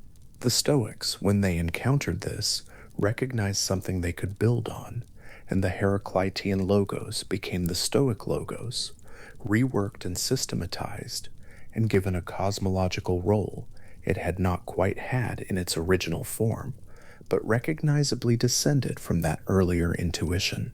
When Marcus uses the river image in his notebooks, which he does, drawing on the same metaphor to make the same point about the passage of time and the constant motion of all things, he is using words that carry 5 centuries of thought inside them. Heraclitus noticed it first, or first in the surviving record. The Stoics made it systematic. Marcus made it personal. He is not borrowing an image because it is beautiful, though it is. He is thinking with someone else's words, because those words have been used long enough and tested well enough that they have become reliable instruments, like a tool worn smooth by several generations of careful hands. The river flows. The man writing in the tent knows that he is part of the flow. The sentence he writes will outlast him. The question of what endures underneath the flow is the question the image has always been asking. Epictetus was born into slavery. This is not merely a biographical note. It is philosophically significant in a way that Marcus understood and returned to, because the abstract Stoic claim that external goods are indifferent, that health and freedom and property and reputation are not constitutive of genuine human flourishing, has a completely different quality when it is spoken by a man who had no freedom and no property and no protection of his body, and who, by his own testimony, found in that condition the raw material for a life organized around what could not be taken. The slave who says that virtue alone is good is not performing detachment. He is reporting something discovered in the only laboratory available to him, which was his own life, stripped of the alternatives. He had been owned by a man named Epaphroditus, who was himself a freedman, a former slave who had become a secretary to the Emperor Nero. Epictetus may have been brought to Rome from Hierapolis in the region now called Turkey. He walked with a permanent limp. Ancient sources differ on the cause, one account attributing it to his master's cruelty, another to disease, and the disagreement cannot now be settled. He was eventually freed, and after Domitian expelled philosophers from Rome, he established a school in Nicopolis in northwestern Greece, where he taught for the rest of his long life. He wrote nothing himself. What survives is the notes of a student named Arrian, who recorded the lectures and produced two works from them: the Discourses, which preserve something of the texture of Epictetus's teaching, and the shorter Enchiridion, the handbook which distills the practical core of his philosophy into a form that can be carried. Rusticus was one of Marcus's teachers. He had been a student of Epictetus, or a student of a student, and he knew the value of what he was carrying. In the Meditations, in the opening book of gratitude that differs from everything that follows in being addressed outward rather than inward, Marcus credits Rusticus with the gift that seems to have mattered most. He gave Marcus the notes of Epictetus's lectures. That moment of transmission, a living man handing a scroll or codex to another living man, carrying inside it the voice of someone already dead, is as specific and physical as philosophical influence ever gets. A pair of hands, a set of notes, a voice that had been waiting at the edge of silence for a reader with enough preparation to receive it. Marcus had that preparation. He had been studying philosophy seriously since his youth, and he had already developed the habits of mind, the attention to his own responses, the patient examination of his own judgments that would make Epictetus not a new discovery, but a recognition. He had been circling the same territory. Epictetus had mapped it. The Discourses open on a different register than the smooth philosophical prose of other ancient texts. There is something in them of a voice still speaking, imperfect and warm and occasionally impatient. Epictetus repeats himself. He argues with imaginary objectors. He addresses his students directly, and sometimes with what sounds like genuine exasperation at the gap between what they understand in the classroom and what they practice in the street. This was, for him, the central problem, not the difficulty of the ideas, but the failure of the will to act on them. Understanding the dichotomy of control, the division of all existence into what is up to us and what is not a complicated intellectual feat. Most students could manage it in an afternoon, living inside it, actually ceasing to be disturbed by the things that are genuinely not in one's power, actually pouring full attention into the things that are. This was the work of years, or of a lifetime, or perhaps of a lifetime that was still not quite enough. Marcus understood this. The notebooks suggest a man who had understood the principle for decades and was still, every morning, working to make it more than understanding. The distance between Nicopolis and the Danube frontier is considerable. Between Epictetus teaching in a schoolroom in the years just after Domitian's expulsion, and Marcus writing in a military encampment during the wars with the Germanic tribes, there are more than 2 generations of time and a significant geographical span. The ideas moved through Rusticus, and through the physical scroll Rusticus passed along, and through Marcus's own deep engagement with the text over what must have been many years of reading and rereading. Transmission like this is never perfect. Something is always lost or altered in the passage from one mind to another, from one historical moment to another. But the core of what Epictetus had argued, that the ruling mind is the only thing genuinely one's own, that external circumstance is the wrong place to look for either security or despair, that every morning offers the same opportunity to begin again from the same basic principles, arrived in Marcus intact enough to be useful. And Marcus used it. He used it the way a craftsman uses a tool that was made by someone else, with respect for the making and without needing to make it again from the beginning. There is another name in the gratitude list of Book 1, a name placed there with an affection that reads clearly even across the distance of translation. Fronto, Marcus Cornelius. Fronto was one of the most celebrated orators of the 2nd century, a man whose reputation as a master of Latin prose was large enough that ancient commentators ranked him with Cicero, a comparison that survives in their letters, even if it strains in the abstract. He had been given to Marcus as a tutor in rhetoric when Marcus was a young man, and the relationship between them was warm in the particular way of a teacher and student who genuinely like each other while being genuinely different in what they care about most. The letters between Fronto and Marcus, which were recovered from a manuscript palimpsest in the 19th century and read with great excitement by scholars who expected something philosophically significant, turned out to contain mostly affectionate banter, complaints about health, and the kind of gentle rhetorical exercises a teacher sets for a promising student. They are not philosophically weighty, they are humanly warm. Fronto called Marcus the most noble of Caesars, and wrote with obvious pride about his student's progress. What the letters also contain, read carefully, is the quiet evidence of a divergence.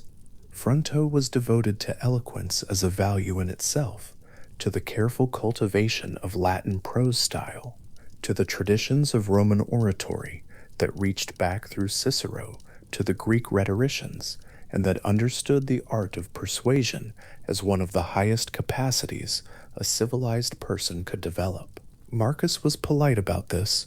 He practiced the exercises. Cold, he responded with letters that demonstrated real skill in the techniques Fronto was teaching.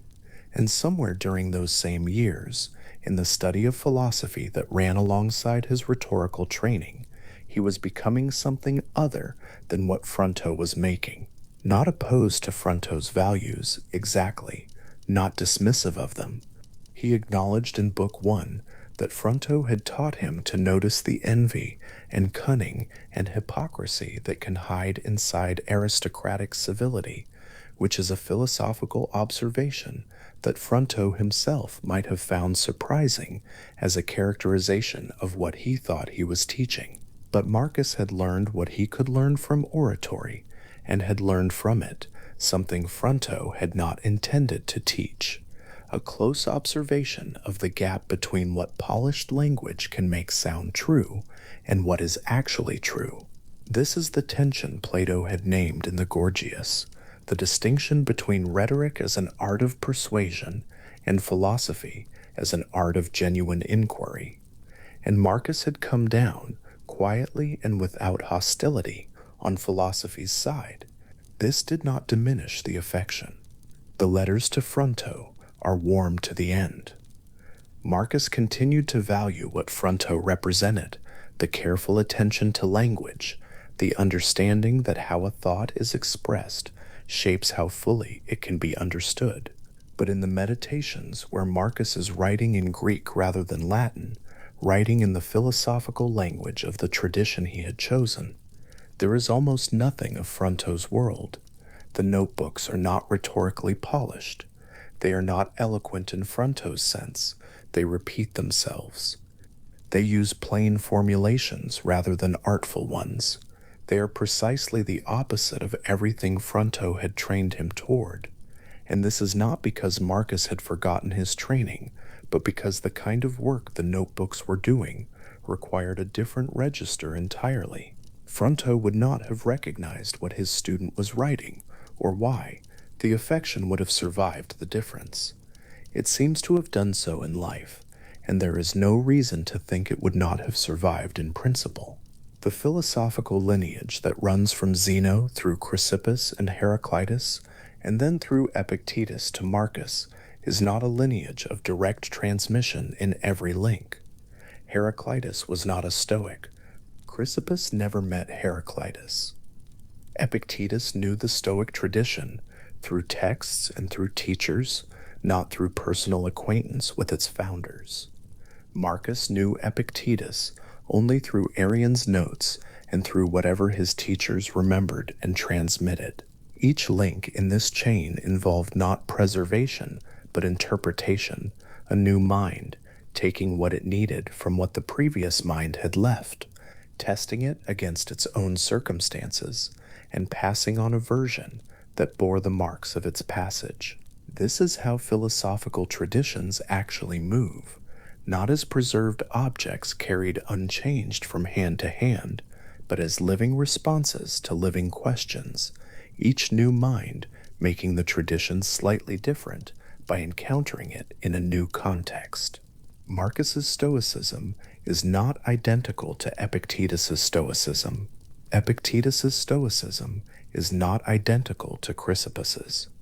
Chrysippus's systematization is not identical to Zeno's founding impulse. The river flows, as Heraclitus would have said, and none of the steps into it are quite the same step, though the river retains its name and its course. What makes Marcus's position in this transmission remarkable and genuinely unusual is the way his circumstances exceeded what the philosophy had been designed to address. Zeno taught under a painted porch. Epictetus taught in a schoolroom in Nicopolis. The Stoic tradition had produced senators and administrators and a few public figures, but it had not, before Marcus, been required to do its work from the position of absolute imperial authority. Marcus had no retreat available. He could not withdraw from public life to practice philosophy in private. He could not decline the role that had been arranged for him. The philosophy that told him to focus on what was genuinely in his power was being tested by a life in which almost everything external was notionally in his power, which is a different kind of difficulty from having almost nothing external in one's power, which was Epictetus's situation. How do you practice indifference to external goods when the entire world is arranged to give you external goods? How do you cultivate the kind of clear, unencumbered attention to virtue that the tradition recommends when the administrative texture of governing an empire fills every day with the practical management of things the tradition classifies as secondary? These are not rhetorical questions.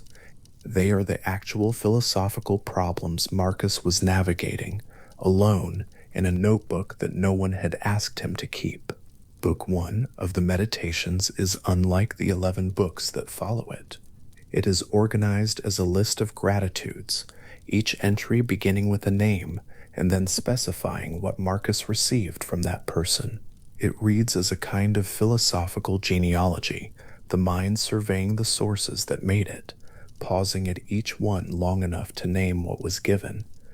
From his grandfather Verus, he learned gentleness and meekness. From what he knew of his father, modesty and a manly character. From his mother, piety and bountifulness. From Rusticus, the notes of Epictetus, and the understanding that his own character needed amendment and cultivation. From Apollonius, a model of freedom and unvarying steadiness. From Alexander the Grammarian, avoiding fault finding. The list continues for 17 entries, moving through teachers and relatives and philosophical models, accumulating a portrait not of what Marcus became, but of what he was given to work with. It is addressed to no one who will read it. The people named in it would never see it. Some of them were dead. Some were geographically distant. The gratitude was not a performance. It was a private accounting, a mind taking stock of its debts in the complete absence of any audience, which is the only condition under which such a list can be entirely honest. Apollonius of Chalcedon appears in that list with particular weight.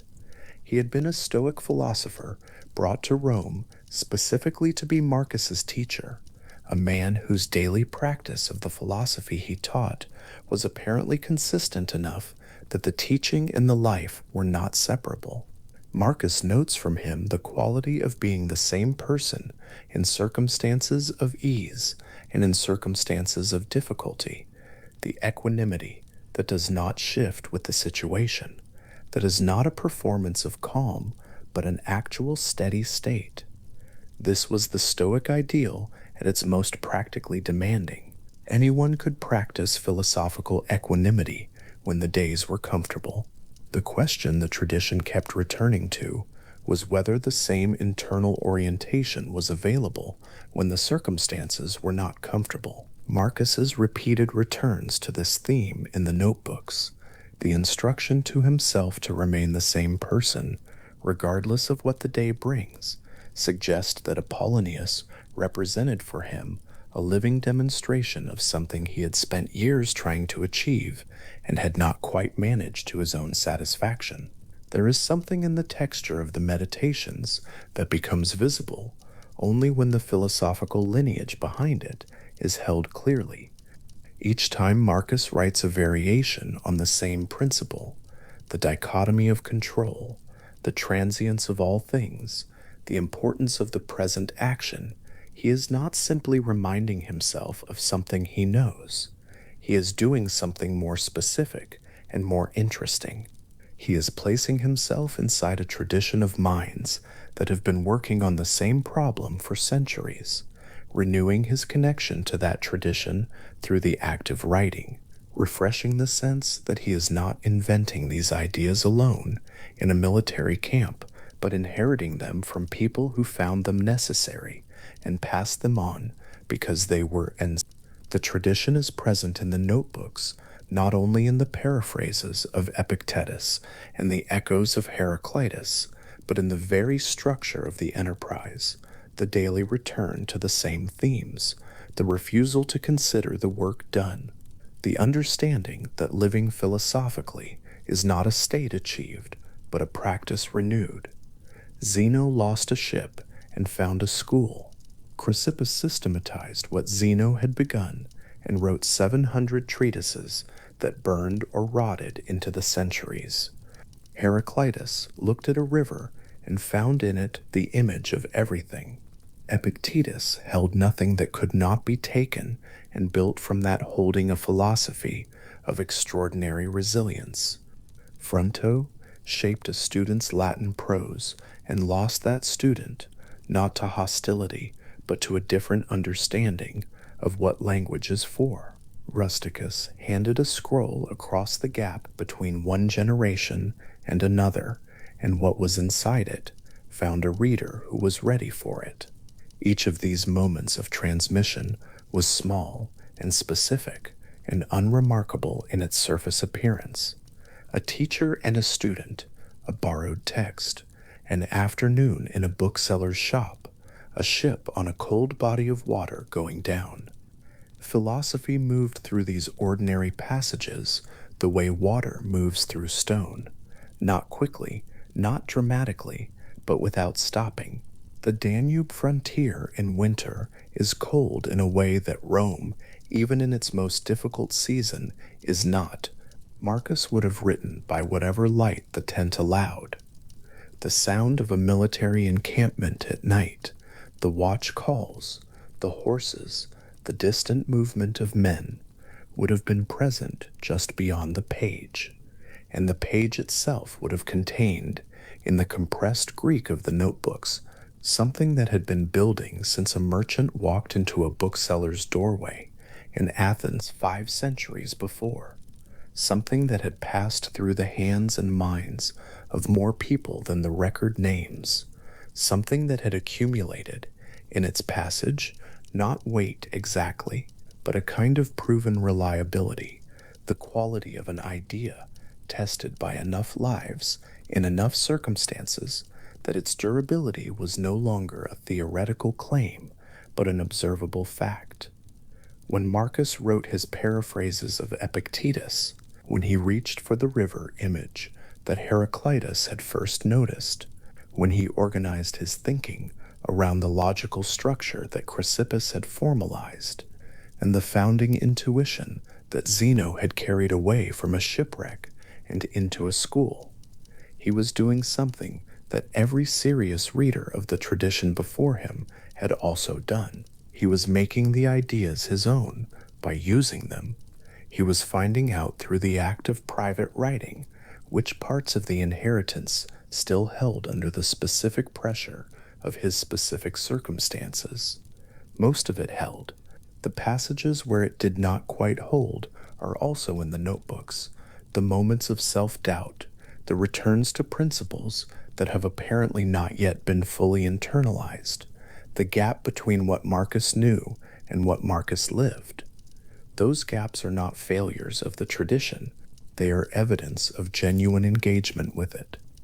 Every mind that has genuinely helped us think is in some sense still present whenever we reach for the ideas it left behind. The formulation belongs to no single ancient source, but the claim is Stoic in spirit. The logos that structures all things is not diminished by the death of any particular person who expressed it. Zeno is not in the tent on the Danube. Chrysippus is not there. Heraclitus is not there. But what they found and passed along, tested and refined across 5 centuries by people who used it as Marcus was using it, is there. It is in the Greek of the notebook. It is in the structure of the thought. It is in the quiet fact of a man who could have spent his private hours in any number of ways, and who chose repeatedly and without apparent hesitation to spend them in this one, returning to the same questions, applying the same principles, measuring his own performance against a standard he had received from people he would never meet and whose gratitude he would never require. The tradition does not need acknowledgement to continue. It needs only someone willing to take it seriously, to carry it forward in the only way it can be carried, which is through the particular texture of a particular life being lived in the light it provides. The notebooks waited. Marcus did not intend them to travel. He wrote them for himself, and what he wrote was inseparable from the long chain of thought and transmission that had made him capable of writing it. The river of the tradition had flowed through him, as it had flowed through everyone who came before, and would flow through everyone who came after, carrying inside it the sediment of all those centuries of careful thinking, all those patient returns to the same basic questions, all those minds who had found in the same small set of principles something that held steady regardless of what the season brought, regardless of what the empire required, regardless of what the night outside the tent was doing. Zeno had followed a philosopher past a bookseller's doorway. Chrysippus had built the architecture that made the philosophy lastingly coherent. Heraclitus had looked at flowing water and seen the nature of time. Epictetus had held nothing and found everything. Fronto had taught a student to love careful language, and had not quite intended to teach him the limits of language without philosophy behind it. Rusticus had placed a set of notes into hands that were ready to receive them. Each of them had done what was theirs to do, and then somewhere in the cold and the dark of a military campaign, that the history books would record, and that Marcus himself was finding, neither glorious nor inevitable, a man who had received all of this sat down with a stylus and a notebook, and began for perhaps the 10,000th time to work. Marcus sits with a writing instrument in his hand, and the wax tablet before him holds a list of names. The names are not administrative. They are not petitions or dispatches or the records of appointments made.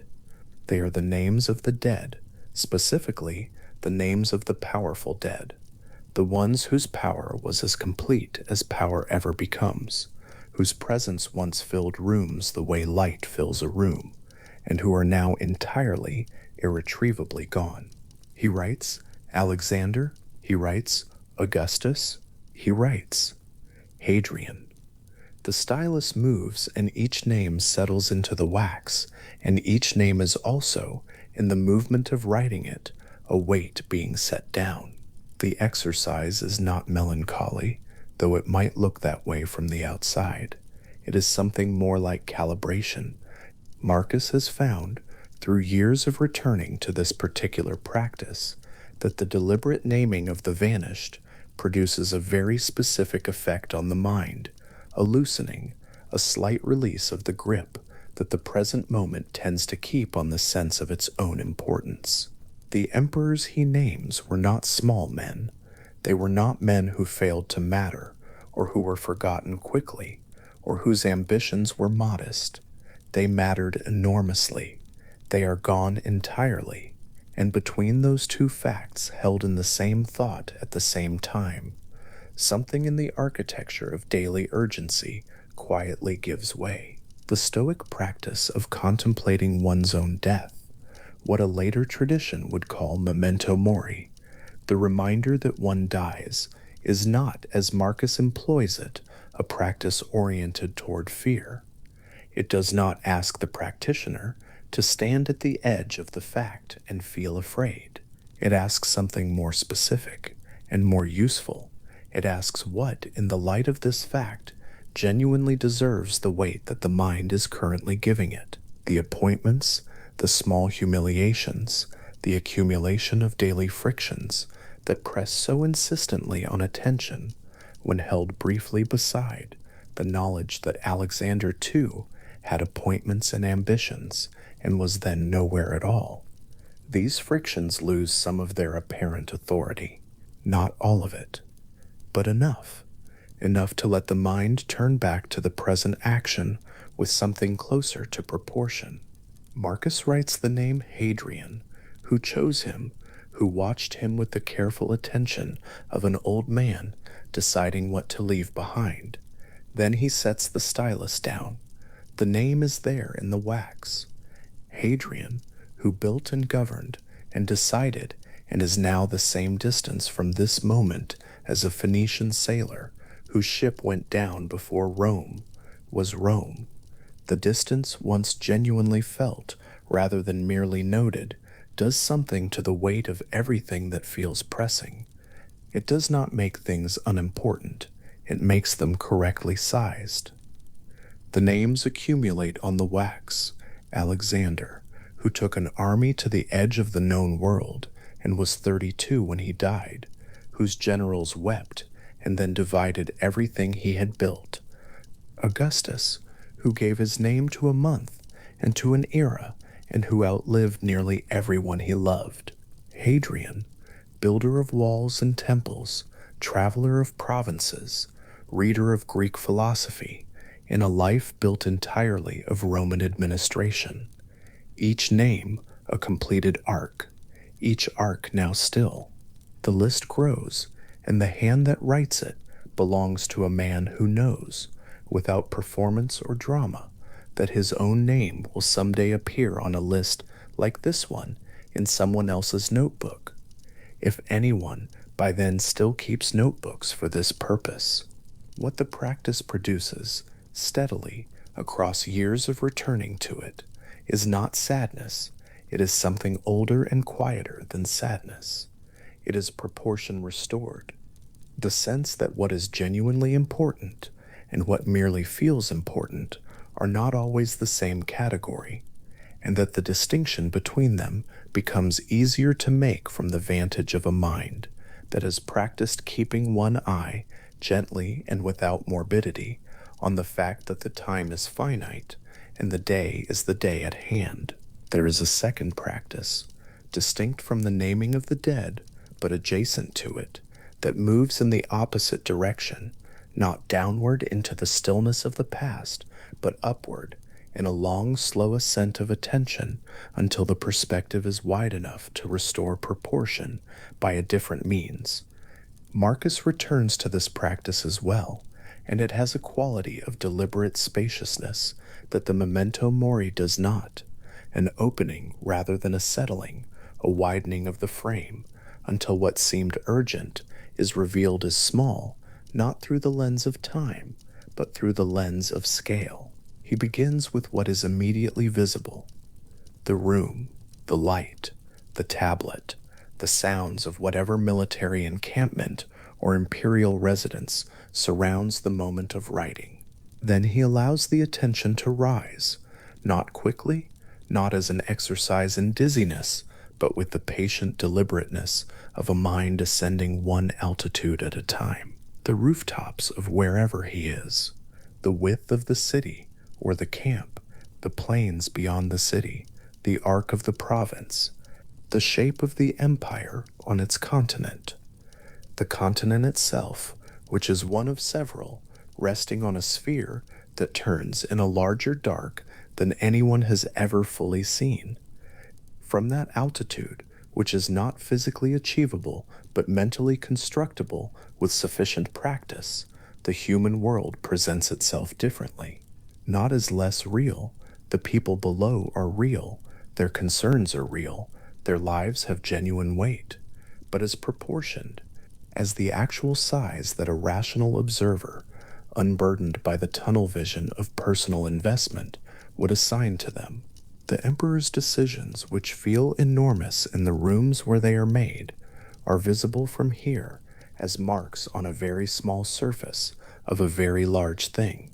The philosopher's insights, which feel enormous in the rooms where they are formed, are the same. The practice is not meant to produce nihilism. Marcus is explicit about this in his private writing, though he is writing to himself and needs no one else's agreement. The view from above does not suggest that nothing matters. It suggests that what matters, stripped of the distortions of ego and anxiety and the claustrophobia of immediate concern, is different from what the unexamined mind tends to treat as mattering most. From sufficient altitude, the things that consume most of a day's attention, reputation, the opinion of rivals, the fear of appearing inadequate, are very small and very temporary. The things that remain visible from that altitude, the quality of one's actions, the consistency between one's stated values and one's actual conduct, the way one treats the specific person who is in front of one right now. These are, it turns out, also the things the Stoic tradition has always identified as genuinely within one's power to effect.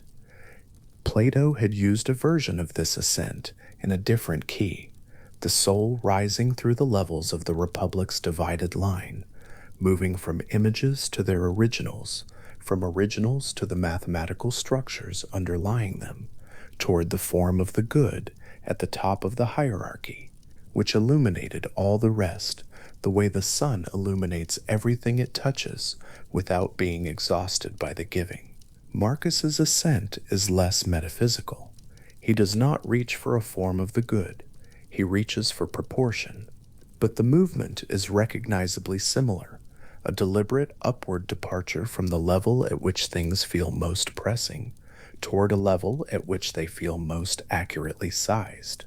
The astronomer's view and the philosopher's view meet here in a particular quality of attention, the capacity to hold the local and the cosmic simultaneously, to be fully present in the room where one is, and also aware of how the room appears from an altitude where rooms are not individually visible.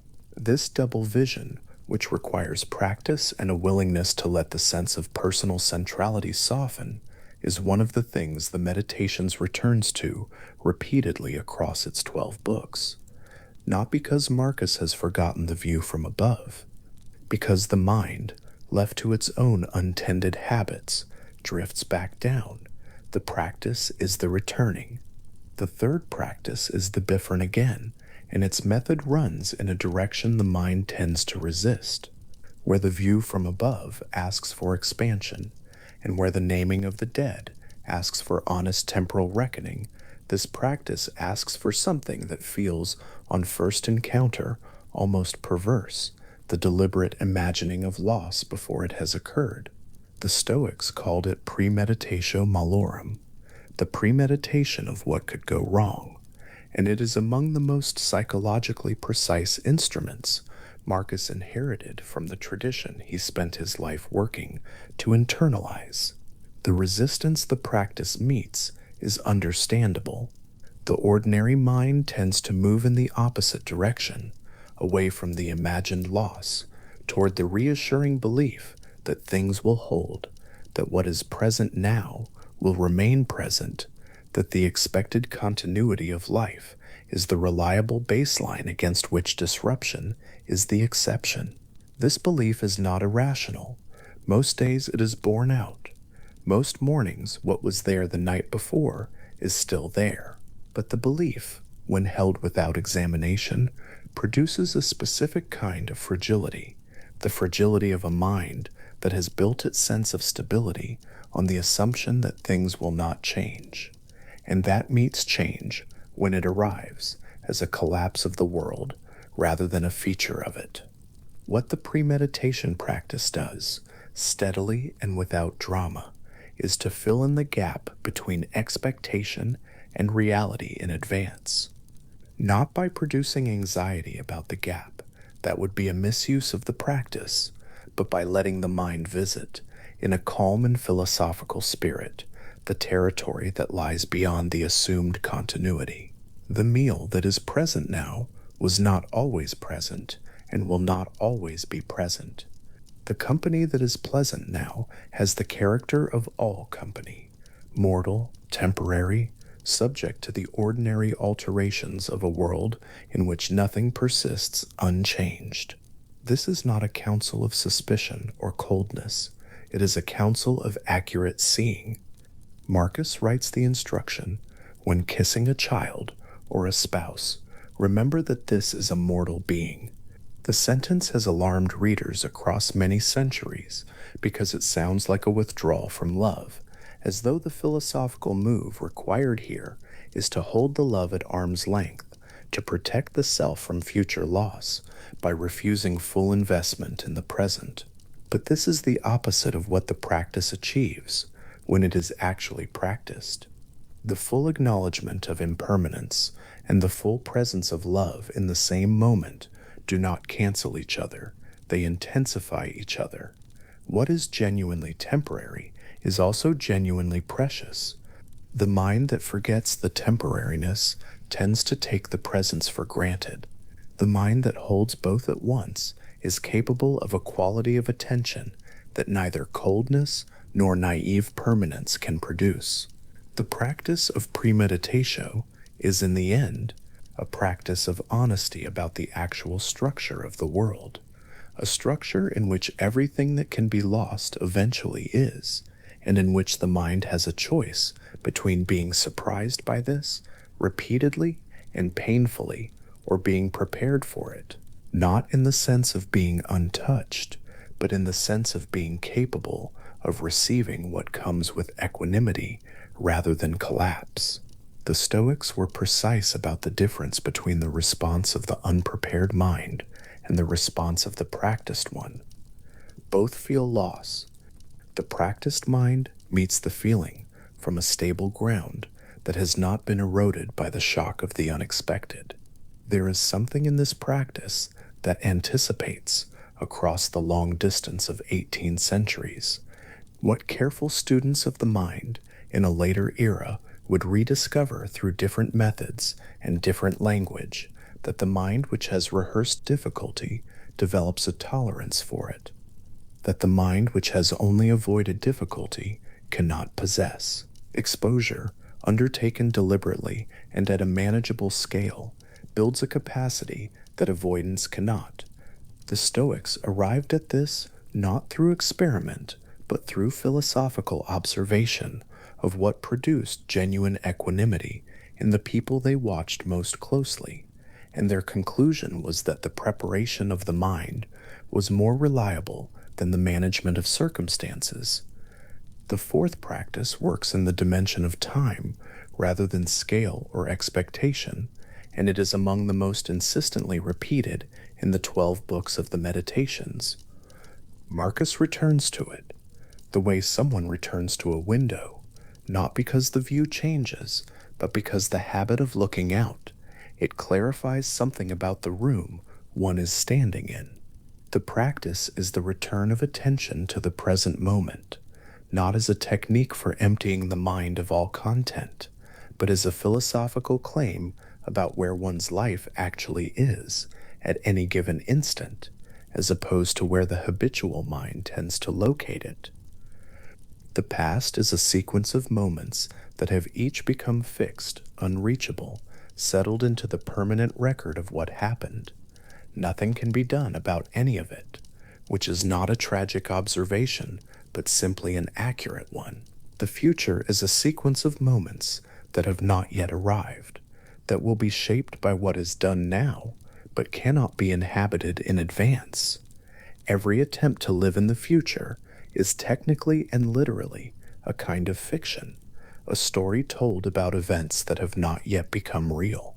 Between these two territories, each of which the untrained mind spends enormous quantities of attention inhabiting, there is the present moment, the only location in which anything can actually be done, felt, or known.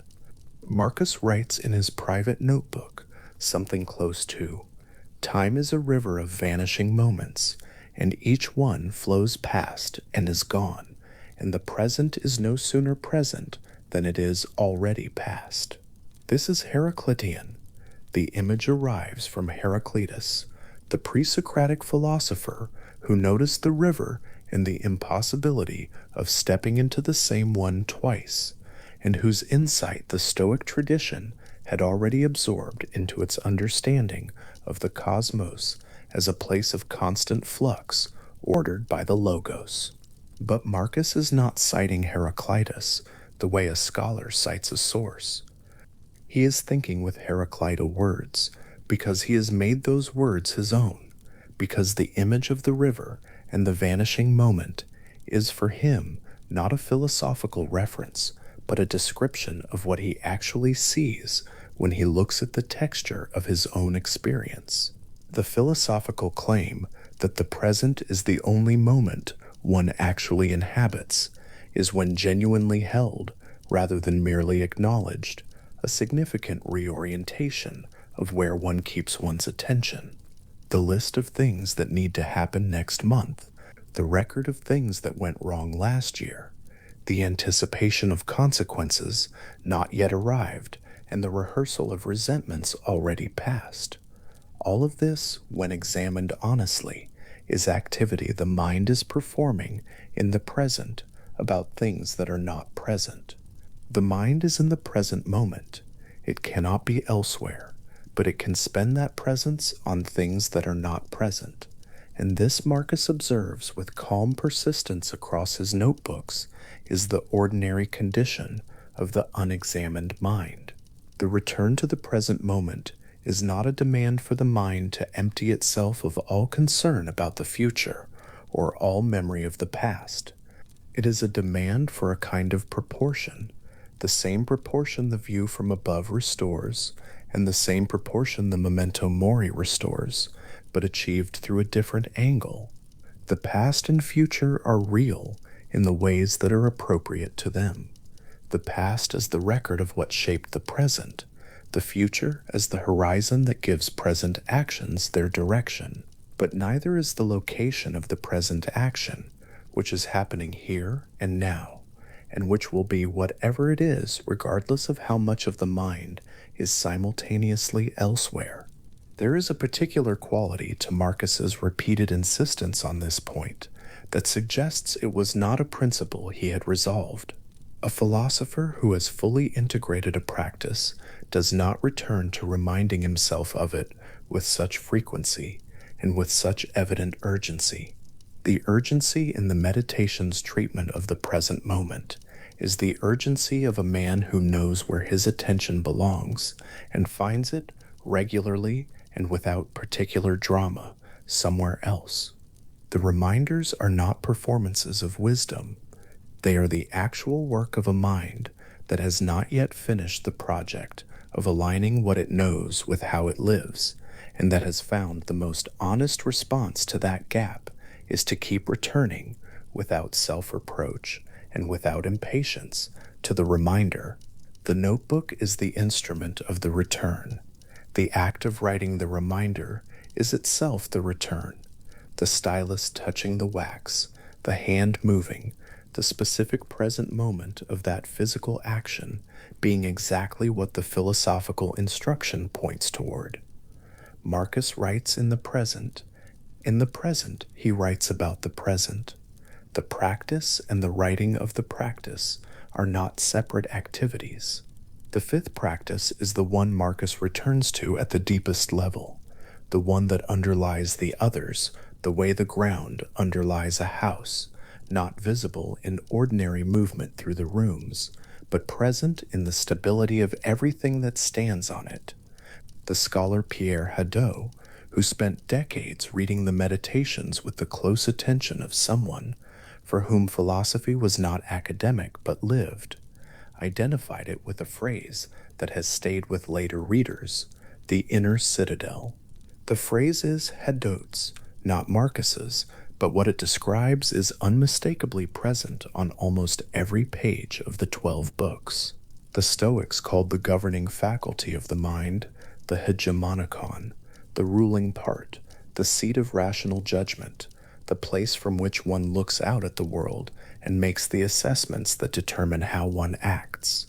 In Stoic physics, the hegemonikon was not merely a psychological concept. It was the place in the human being where the logos, the rational principle that structures all of existence, was most directly present, most directly operative. The rational mind was not on this account merely a useful tool for navigating a world that was otherwise indifferent to it. The rational mind was the world's own ordering principle working through a particular human being, which meant that the mind, in exercising its rational function, was not doing something merely personal. It was participating in something cosmic. This is the philosophical ground on which the inner citadel stands. Marcus's insistence, across hundreds of passages in the Meditations, that no external force can harm the ruling mind without the ruling mind's own consent, is not merely a motivational claim.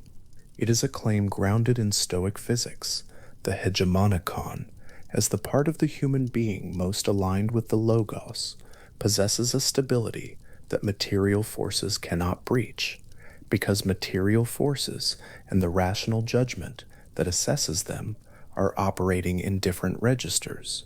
Pain arrives at the body, insult arrives at the reputation, failure arrives at the project. None of these is the hegemonikon. None of them can alter what the hegemonikon judges to be good, or true, or worth acting toward, unless the hegemonikon judges that they can, which is to say, unless the rational faculty makes the error of treating an external thing as though it had the power to determine the quality of one's inner life. This is one of the most precise and one of the most difficult claims in the Stoic tradition, and Marcus does not pretend to have resolved it.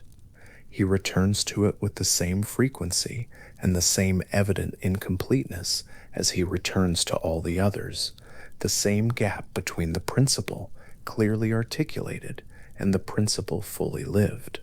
The inner citadel is not a place he inhabits permanently. It is a place he knows how to return to, which is a different thing, and perhaps a more honest thing, and perhaps in the end, the thing that the practice is actually about, not the permanent achievement of equanimity, but the reliable knowledge of how to find the way back to it. The citadel, as Marcus holds it in his writing, is not a fortress built for isolation. He does not retreat to it to escape the world's difficulty.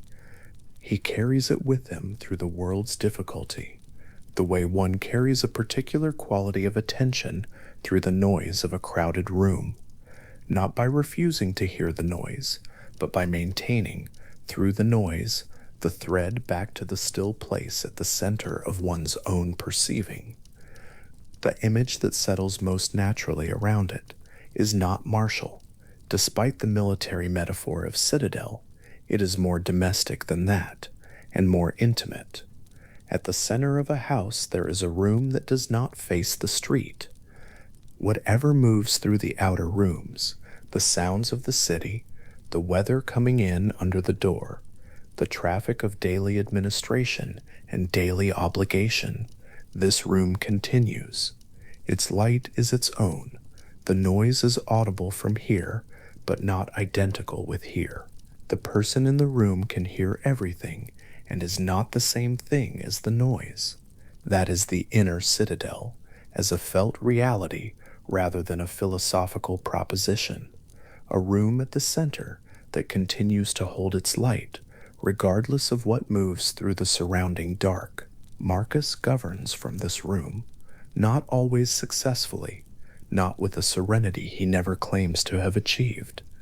He governs badly, some days, by his own account, with irritation, with impatience, with the small failures of equanimity that the 12 books of the Meditations record, with a candor that would be unusual in any writer and is remarkable in an emperor. But he governs with the knowledge that the room is there, and with the habit of returning to it. The returning is the practice. The room is the ground. There is something in the image of Marcus writing these practices down, alone, at night, in notebooks that were never meant to be read, on the margins of a reign that was requiring of him almost everything he had, that asks to be held simply, without interpretation or analysis. He was a man trying to live well under conditions that made living well difficult. He had the same resources available to him that any serious philosophical mind has available to it: the inherited arguments of a tradition, the discipline of honest self-examination, and the daily practice of returning to what he knew and trying to make it govern what he did. Nothing about his power changed the fundamental texture of this work. In some ways, his power made it harder, more exposure to the conditions that tested equanimity, more occasions for the failure of proportion, more ways in which the gap between knowing and living could manifest as actual public harm. The 5 practices taken together form something like a complete instrument for the maintenance of the inner life under the pressures of an outer life that will not relent. The deliberate contemplation of one's own ending gives the day its correct proportion. The ascent to the view from above gives the self its correct proportion. The premeditation of loss gives the expectation of continuity its correct proportion. The return to the present moment gives the distribution of attention its correct proportion, and the inner citadel gives the practitioner a place to stand from which all 4 of the other practices can be undertaken, a stable point from which proportion can be found, and lost, and found again, as many times as the finding is necessary. They are not 4 separate instruments and one foundational one. They are 5 facings of the same thing, the same philosophical conviction that the quality of one's inner life is both the most important thing one has and the thing most entirely within one's own power to tend. Marcus did not invent this conviction. He received it from a long tradition, and found it, in his own experience of governing and writing and aging, to be accurate. The finding was not a single moment of recognition. It was a long accumulation of returns to the notebook, to the practice, to the still room at the center, to the reminder that what is genuinely mine is what I do with the mind I have, and what is not mine is everything else, and that the border between those two territories, clearly seen and honestly maintained, is the whole of the philosophical work. The wax tablet holds the list of names: Alexander, Augustus, Hadrian. The names are there in the wax, and they are accurate, accurate in what they record, and accurate in what they demonstrate, which is that the names of the powerful and the names of the obscure become, at sufficient distance, the same kind of mark. The stylus that wrote them will write other things tomorrow. The hand that holds it will eventually not hold anything. The mind that directed the hand knows this and has made this knowledge part of the instrument rather than a weight against it. Marcus sets the tablet aside. The light is what it is. The sounds of the camp are what they are. The morning will bring the administration of an empire that has, at various points in recent years, required more than any reasonable account of human capacity would suggest could be provided. None of that is now. Now is now. This moment, this light, this settling of the mind back toward the still room, this particular quality of quiet that the practices, taken seriously across years and returned to without self-reproach across the many days on which they were not sufficient, have learned to produce. He has written the names of the dead. He has looked up from the names. He has let the view widen until the camp and the empire and the human world are briefly, correctly small. He has noted what he holds and what he does not hold, and has let the second category rest. He has felt for a moment the quality of the present moment rather than the quality of his thoughts about what came before it or what will follow.